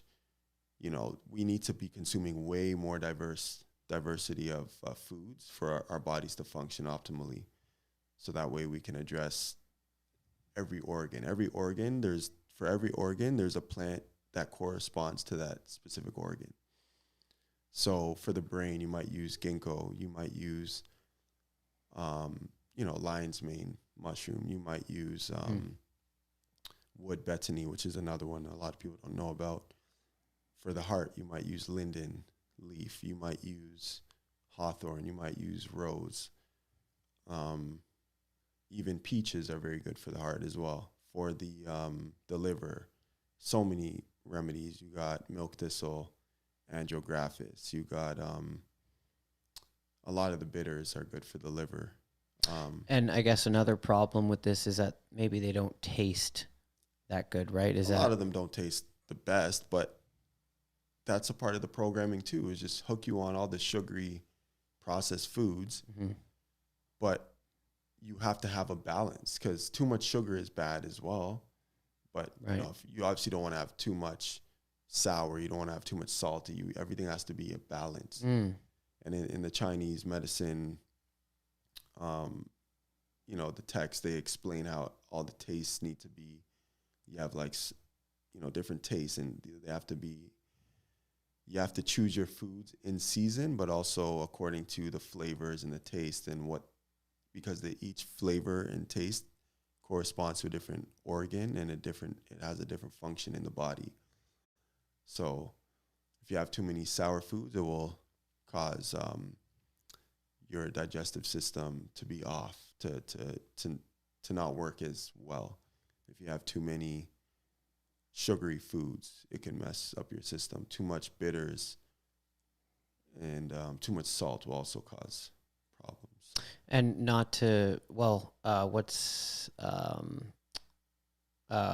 what's in coconut water and in Gatorade? Electrolytes. So electrolytes are a form of salt, right? It's a form of salt, yes. But a little different than... The salt we're getting from most places is like iodized. It's not in its natural form. Okay. So it's been like extracted and like processed in a way where it's almost like like when you have things diluted and in its proper natural form, in a sense. Well, in its proper form, but also when you're eating an orange, you're getting all the other nutrients with it. So you're not just getting, like, let's say if there's sodium in it, you're not just getting sodium. So your body can process foods when they're in its natural form versus by itself. So when we take supplements on their own, we're actually causing a lot of imbalances. So like, let's say we're just taking vitamin A or vitamin K or vitamin C by itself. It will actually offset other vitamins in the body. Interesting. Or vitamin D. A lot of people high in vitamin D, which is very essential. You need it. But if you're not addressing these other nutrient deficiencies, it will actually cause imbalance in those too. Right. And taking the proper absorption methods, I guess, is a big part of it, right? Like a lot of people that supplement with vitamins, they're just pissing out most of it because they're not taking the other ingredient that is going to help absorb it.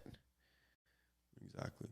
I think years ago when you started this, you gave me a tea.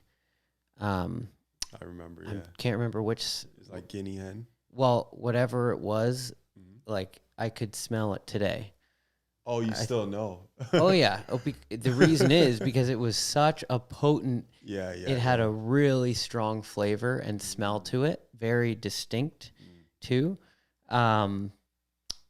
And I tried it a few times. I tried to like get myself on it, and I think I ended up like falling, kind of slipping through the cracks, and just kind of like. That's cool, man. I got lazy on it, but yeah, I feel like that, like just most teas too. People probably think like, oh, tea's good for you, but most of the teas out there are probably designed for flavor, not for like the health benefit. Exactly. Where like what you're doing is something that is like.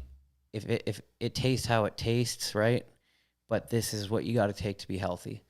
And, Bottom line. And with that, I've also been finding herbs that are very nutritionally beneficial, but also they taste pretty good too. So you can actually enjoy the tea more so and not be so thrown off. But even still, there are cases where, you know, the bitter flavors are necessary because you might have like an extreme viral outbreak, or you're trying to overcome some crazy, you know, something that they say you can't get rid of, and you need to hit them with something stronger. Mm-hmm. And there's stuff for that. There's a natural remedy. I don't know if this is true, but it sounds like there's basically a natural remedy for almost everything. Everything. And that's what like I've heard of. I listened to a podcast with a guy who had a regenerative farm, and he was talking about like pesticides and all the stuff that they spray on crops to kill the weeds and the insects.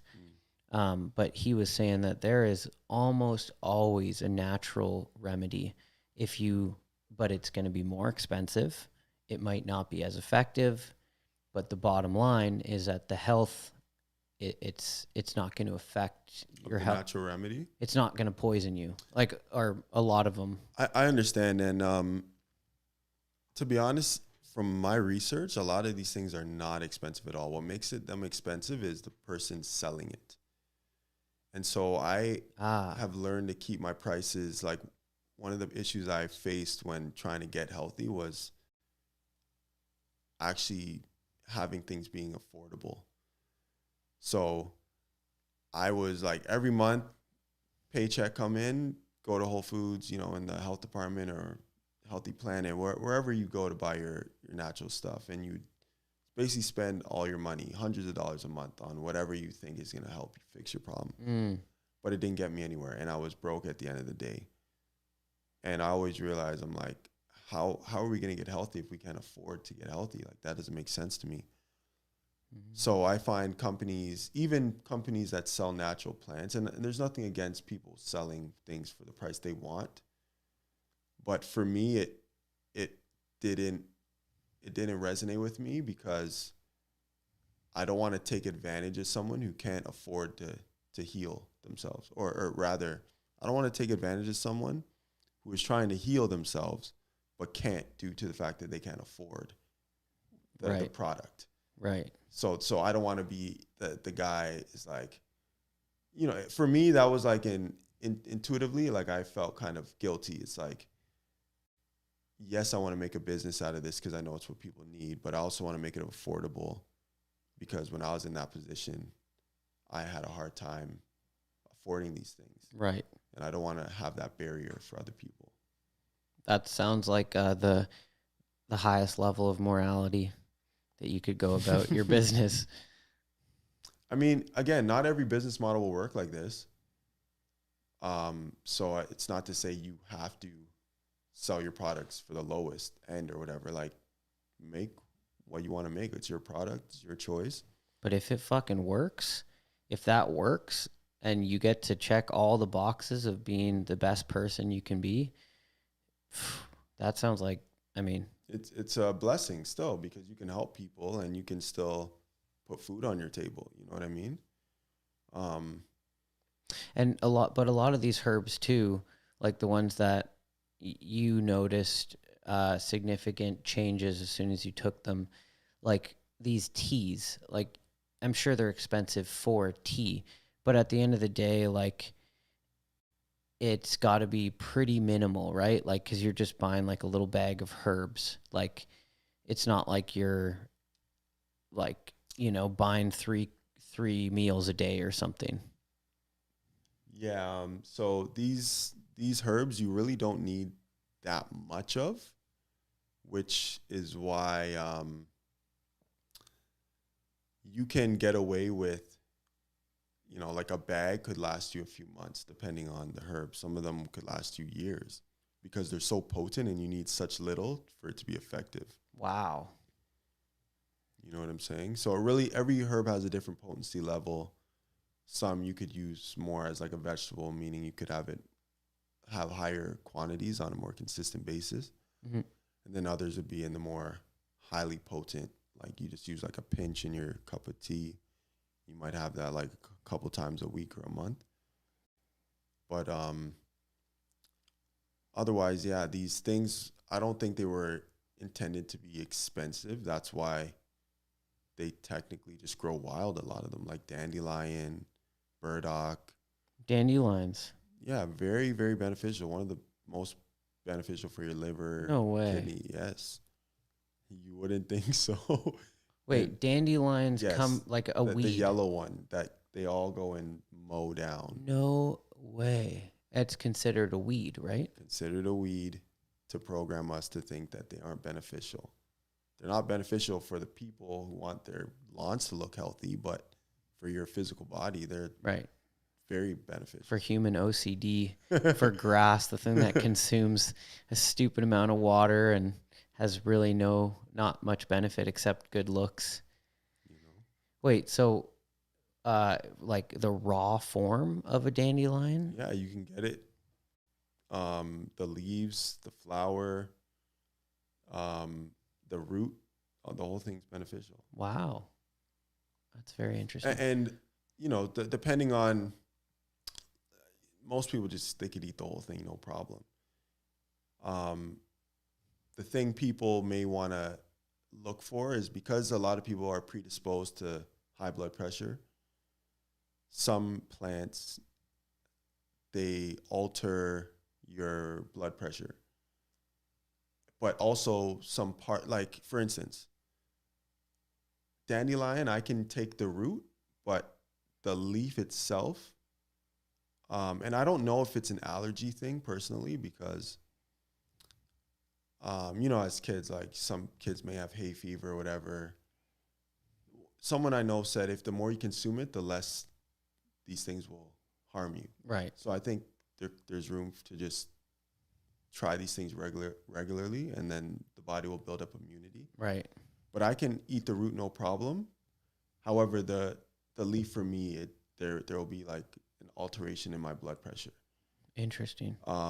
Some people don't have that issue, but from my research, African Americans, based on, you know, the diets we're eating in America, we're more predisposed to having high blood pressure situation.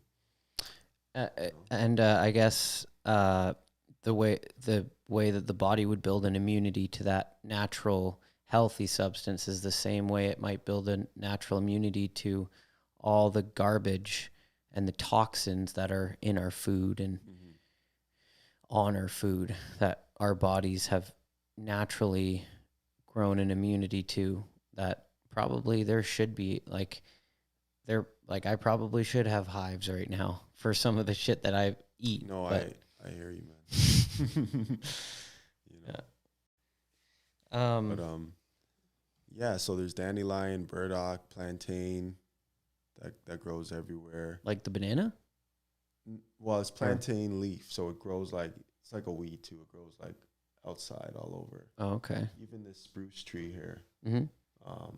very beneficial. It's medicinal. The leaves, Spruce. or the cones, or the needles. Sorry, Interesting. the needles, the pine cones, the spruce cones. One of the most potent like rejuvenators of your immune system. Cool. So what'd you bring? Let's take let's take a little dive into this bag, just since we're on this topic, right? Cool. Might as well. And do you remember what that tea was that you gave me? Which one was that? A while ago? Yeah. I think it might be the same stuff that you're drinking. Could be wrong. Let's start with, this is one of my favorites here. You want to check that out? All right, yeah, I'll I want to just hold that up to the camera there. I'll bring out this one. So are a lot of these the herbs that you were mentioning before? Barley. Yes. Okay. And they're personally some of my favorites. So do you take all of these I alternate based on what my body tells me and when. Okay. So I have several books that actually explain the benefits of all the plants. And they they give you better insight as to when these herbs should be taken, Okay. like for what ailments. So it will say like, you could take, so I'll give you an example. So this one's garden sage. Um, so it's basically sage, and we know people use sage for like smudging and stuff. Right. Yeah, so that might be a more common one right there that people will recognize. Yeah. Perfect one to start on. Sage, this is, I guess, a different variety of sage. Okay. And this one is used for... Like a different strain. This one is used to build up the immune system. It also helps to normalize circulation in the body. So people are dealing with like circulation issues in their hands, in their feet. Whoa. Arthritis. People are dealing with inflammation. I'll be on that one. If people who have like a lack of blood flow to the brain. So this is also another good herb to help memory and focus, concentration, things like that. I need that. My wrists have really bad circulation from honestly probably the cell phone more than anything, but definitely BMX too. I believe it. So that's sage. Another one, Mimosa pudica. This one is amazing for parasites. Really? And worms. Mimosa. Yes. Mimosa. Not to be mistaken as champagne and orange juice. Dude, no. they probably took the name. They probably took it, bro. I kid you not. It's a great name. It's Mimosa? Good. It's good. But this one works wonders, man. Like it scrubs your intestines and like cleans. It's almost like turns into like a thick gel or jello, and it like literally grabs onto anything that's in your intestine and like drags it out. So for like colon cancer or... Bro, anything that should not be in your digestive system, trust me, this stuff works very, very, very well. And do you notice it like when you take a shit? Like it's different? Oh, you definitely notice it. Like if you go on YouTube, there's a guy, I forget his name, but just search up Mimosa pudica, and there's like these gentlemen explaining it and how they've seen tons of parasites coming out, like foot-long worms and all type of things, and they like swear by it. Like it's really powerful. And with certain herbs, you also want to be more you want to combine them sometimes with other herbs to make it more effective. So some of these books will explain good herb combinations. They'll explain probably, obviously, not only the ailment that these herbs address, but some of the herbs will explain how to make tinctures with the herbs. They'll explain contradictions as well. So probably the time when you don't want to take the herb. Again, like if you have a high blood pressure problem, there's certain herbs you may want to avoid. Not that they're bad, but for an immediate scenario, you just they give you more clarity on those types of things. Mm-hmm. And then there's herbs that are safe that typically they really don't have any contradictions, so you could take it freely, and there isn't reports of these things causing any harm or things like that. So what do we have next? So tribulus. This one is also known as Gokshura. Mm-hmm.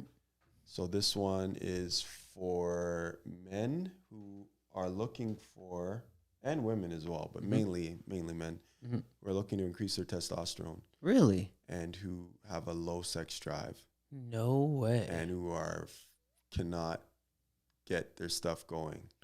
Does it also contribute to like hardness of your erection, or is it... Man, anything to do with proper reproductive health, like stuff works. Like I can't take it because I'm already like strong in that area. So not that I can't take it, but there's no need, because for me personally, when I do take it, like, I don't have a girl right now, so I don't want to be walking around horny all the time. Is it overstimulating? Like it makes you... Not in a bad way, but you notice it. Like you're ready to go. Like when you take it, like you're ready to go. And not, again, there's many other herbs in that category of aphrodisiac as well. Mm.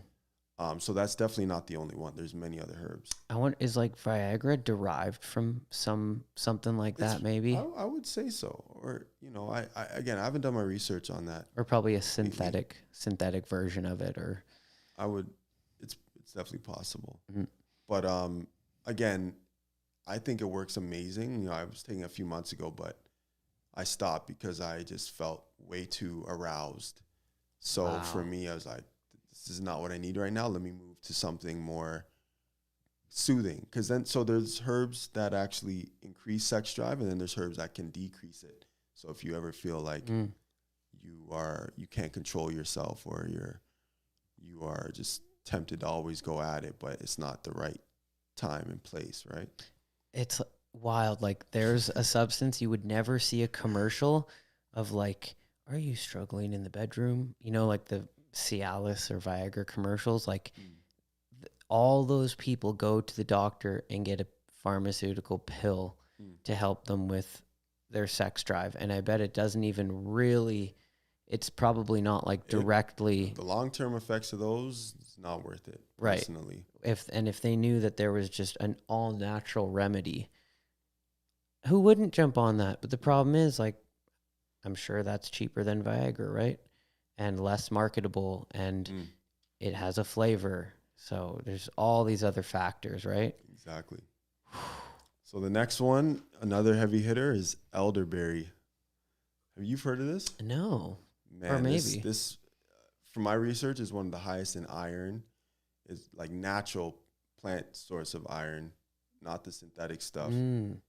Very good as very high in vitamin C. It improves your energy levels. It's it detoxifies the body. So it's also used when you're sweating. So if you're doing a workout and you want to, because basically anytime you're sweating, you're releasing toxins.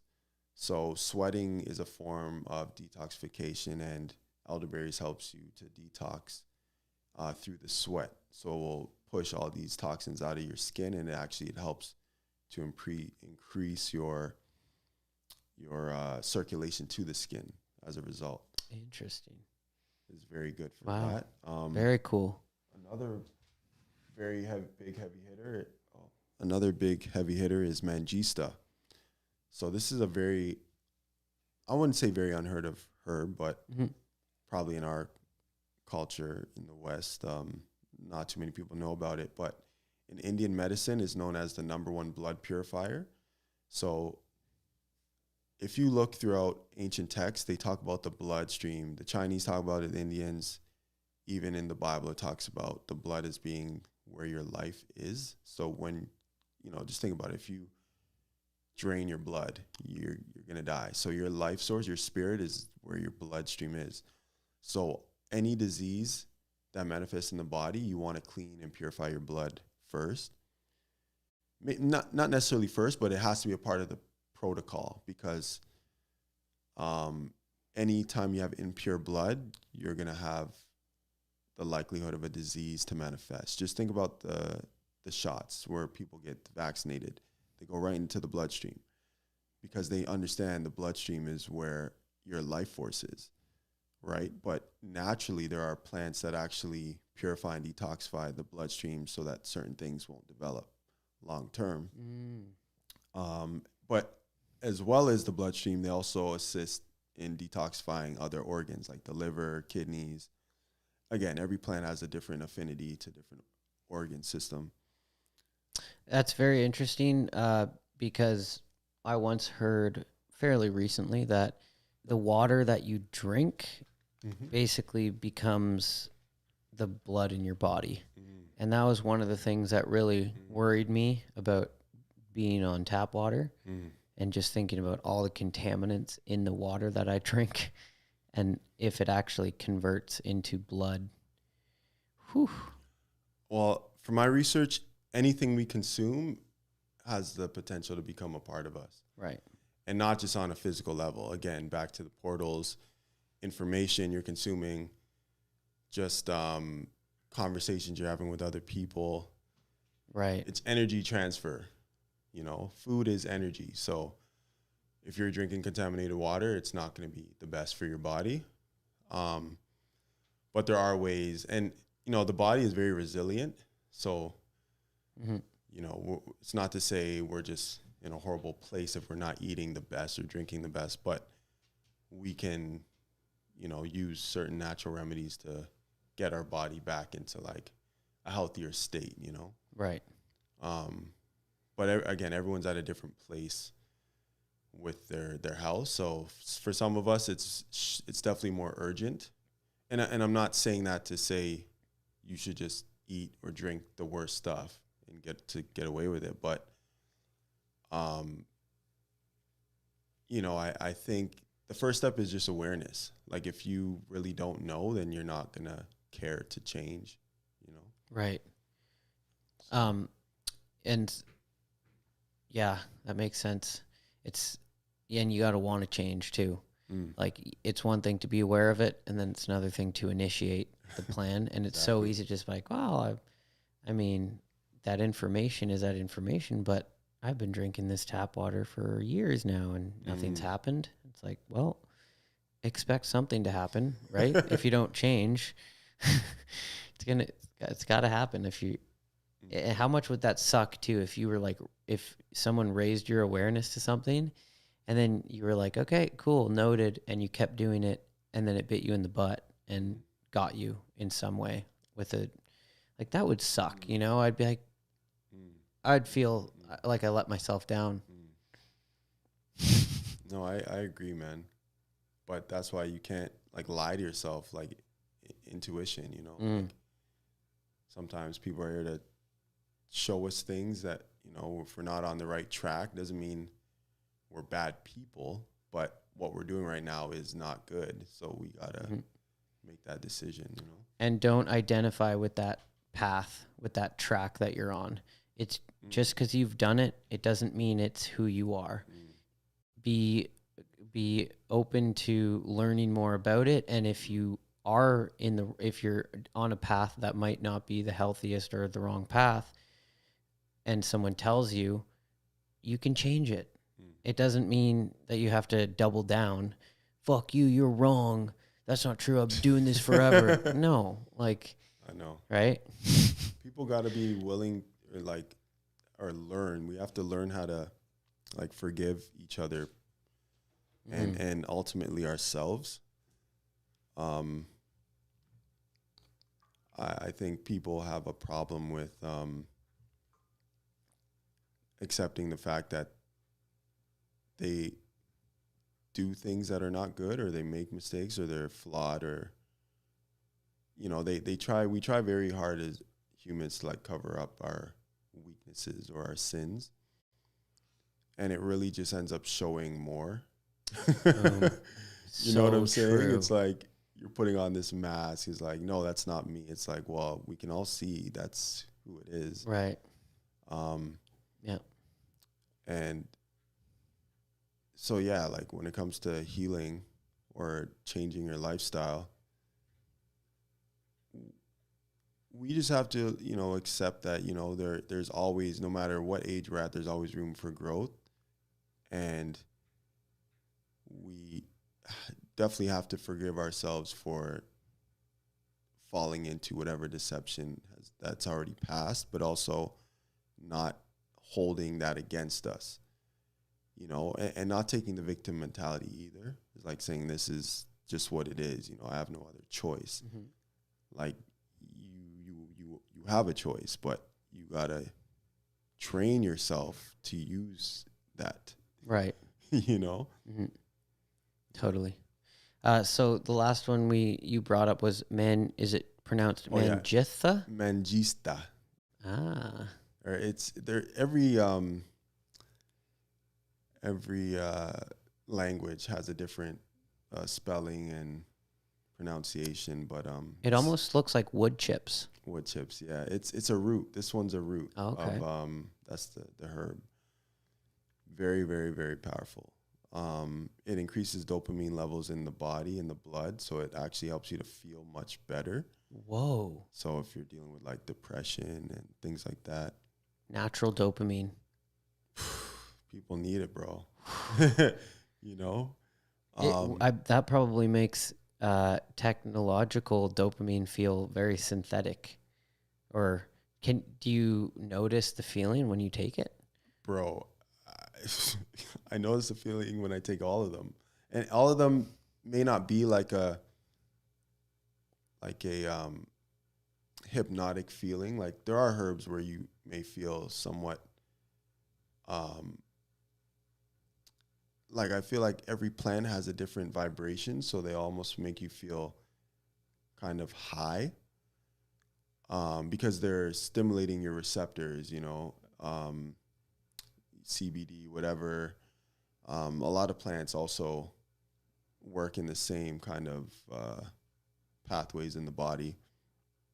But with this one particularly, I do feel very, very good, like grounded. Like I don't know any other herb that is in such a short amount of time like brought me up to a place of like just great well-being. And I say that because obviously, in excess, any even natural medicine it's never good to overdo anything in life, right? But I guess that's just its job. Like every plant is like they say it's like a spirit. So they have a purpose, not only as food, but as medicine. So if we can connect with them, then we know that they're here to provide the body with a certain function or to assist the body with a certain function. Very interesting. So what do we have up next? Egyptian blue lotus. Wow. You heard of this one? Well, I've heard of lotus. That's Okay. a flower, right? Yes. This one is very powerful. If you look at the ancient texts, it talks about the lotus as being, or it's like the water lily as being like a sacred plant to help with people who are, maybe people who want to dream more, have more vivid dreams, people who are looking to have a more pleasant, music experience. Like certain plants, they also can enhance creative output. So if you're, an artist or you're, making music, whatever, certain plants will actually help you to be more inspired and things like that. And this one does very, that? Very, very much so. This is also one that could be, it connects directly to the brain, and they say it's specific for your pineal gland as well. And these are all teas? Like all of these, you put them in like a hot cup of water? Exactly. With the exception of the mimosa here. Mm-hmm. The exception of the mimosa. Mm-hmm. That one, the mimosa is, you would just take it with lukewarm water. You don't need to make it into a tea. Okay. But the rest of these are teas. And like you actually drink the mimosa? Like, yeah, you drink the seed as well of the mimosa. Right. These other ones, you just steep it. You don't really need to, other than the elderberry. The elderberry is a berry, so I actually eat the berry after I drink the tea. Nice. But the other ones, the roots and the leaves, you don't really need to consume it. One thing Dean and I were talking about a couple days ago on here was he was saying how how a lot of people throw their compost in the garden. If you just soak the compost in water, like if you put your eggshells and like banana peels in water and then you take that water and spray it on the garden, then the potassium or the calcium. That's what I do, man. I like all the teas I drink or whatever food, trust me, my garden looks really good this year. Like it's healthy, it's thriving, everything's nice. That's cool. Like just to think that it's the same with tea, as like you put it in water and then it like absorbs the nutrients. Yeah, that's so cool. It just recycles, Unreal, man. Such a cool process. It's good, man. So what's next? So we got lemon myrtle. Myrtle Beach. Oh man, this tea tastes and smells, and I'm not just saying this, but it's one of the most pleasant tasting and smelling teas. Really? It tastes it's like a sweet lemon, and it's very potent.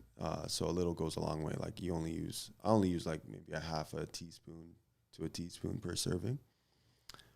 But this one is known to help with muscle development. So it prevents muscle wasting.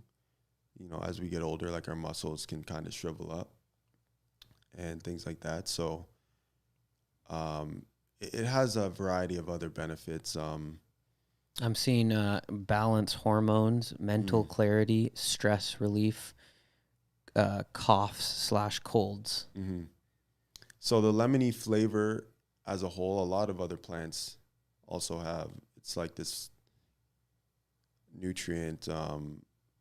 I think even some cannabis has it in it as well, and it's a basically like, you know, antibacterial, antifungal. You know, a lot of these plants have a lot of similar compounds. But yeah, the lemon myrtle is I just generally like it because of the taste, you know. Mm-hmm. But it definitely does a lot more than you know, just the focus part or the stress relief. You know? Is it antibacterial too, or it is? And again, like every plant to some degree is antibacterial for its own sake to defend itself from like invading pests or pathogens. So naturally, it's going to do that for our system. But a lot of them are in different degrees. Like there's some antibacterial plants that if you take even like a 16th of a teaspoon of, you'll just obliterate all your microbiome. Whereas some are they're in such small amounts where you can drink it regularly without causing any harm. So it's just really a matter of knowing what does what. And, you know, the literature also helps with that. So you're not guessing. if humans were a plant, what benefits would we exert out of our like tea? You know, To be honest, I almost feel like we are plants, you know, because we need to be watered, you know. Mm-hmm. So we are plants, and we can learn about ourselves based on the needs of plants. That's how I've kind of interpreted it. You know, like this before I came here, I woke up, went on the computer, did a bit of reading and stuff, and then I watered my plants before I left because I'm like, okay, they're going to dehydrate if I don't tend to them. And then I cover them, make sure they're not getting, you know, these pests aren't going to come eat them alive. And we're kind of sensitive in the same way where we need to be like taken care of. And as much as, you know, we can be independent, I think there's room for both areas. I think every stage in life may call for a different, or every age in life may cause you to, everyone's different. You got to look at where you are, and certain plants, that's what I meant to say. Certain plants can assist you at different stages in your life. Right. So, you know, like there's certain plants you may go to when, you know, you're grieving. There's certain plants you may go to when you're having a child, or when you're just enjoying life and you're having a party and you just want to put a smile on your face, you know? Right. So what's the last one we got? Oh, ashwagandha. Ashwagandha. So that's a fairly familiar name there. Sorry. Yeah, no. Let's take a minute good. here. Barley.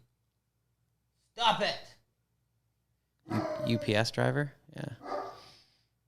Some goods. It's like he knows exactly who it is, but I think he loves barking. Oh, yeah, he does. I think he thinks that You enjoy it? he thinks that he's protecting it. Like it's his duty to protect. Oh, I know. Trust me, So Reggie, stupid. bro.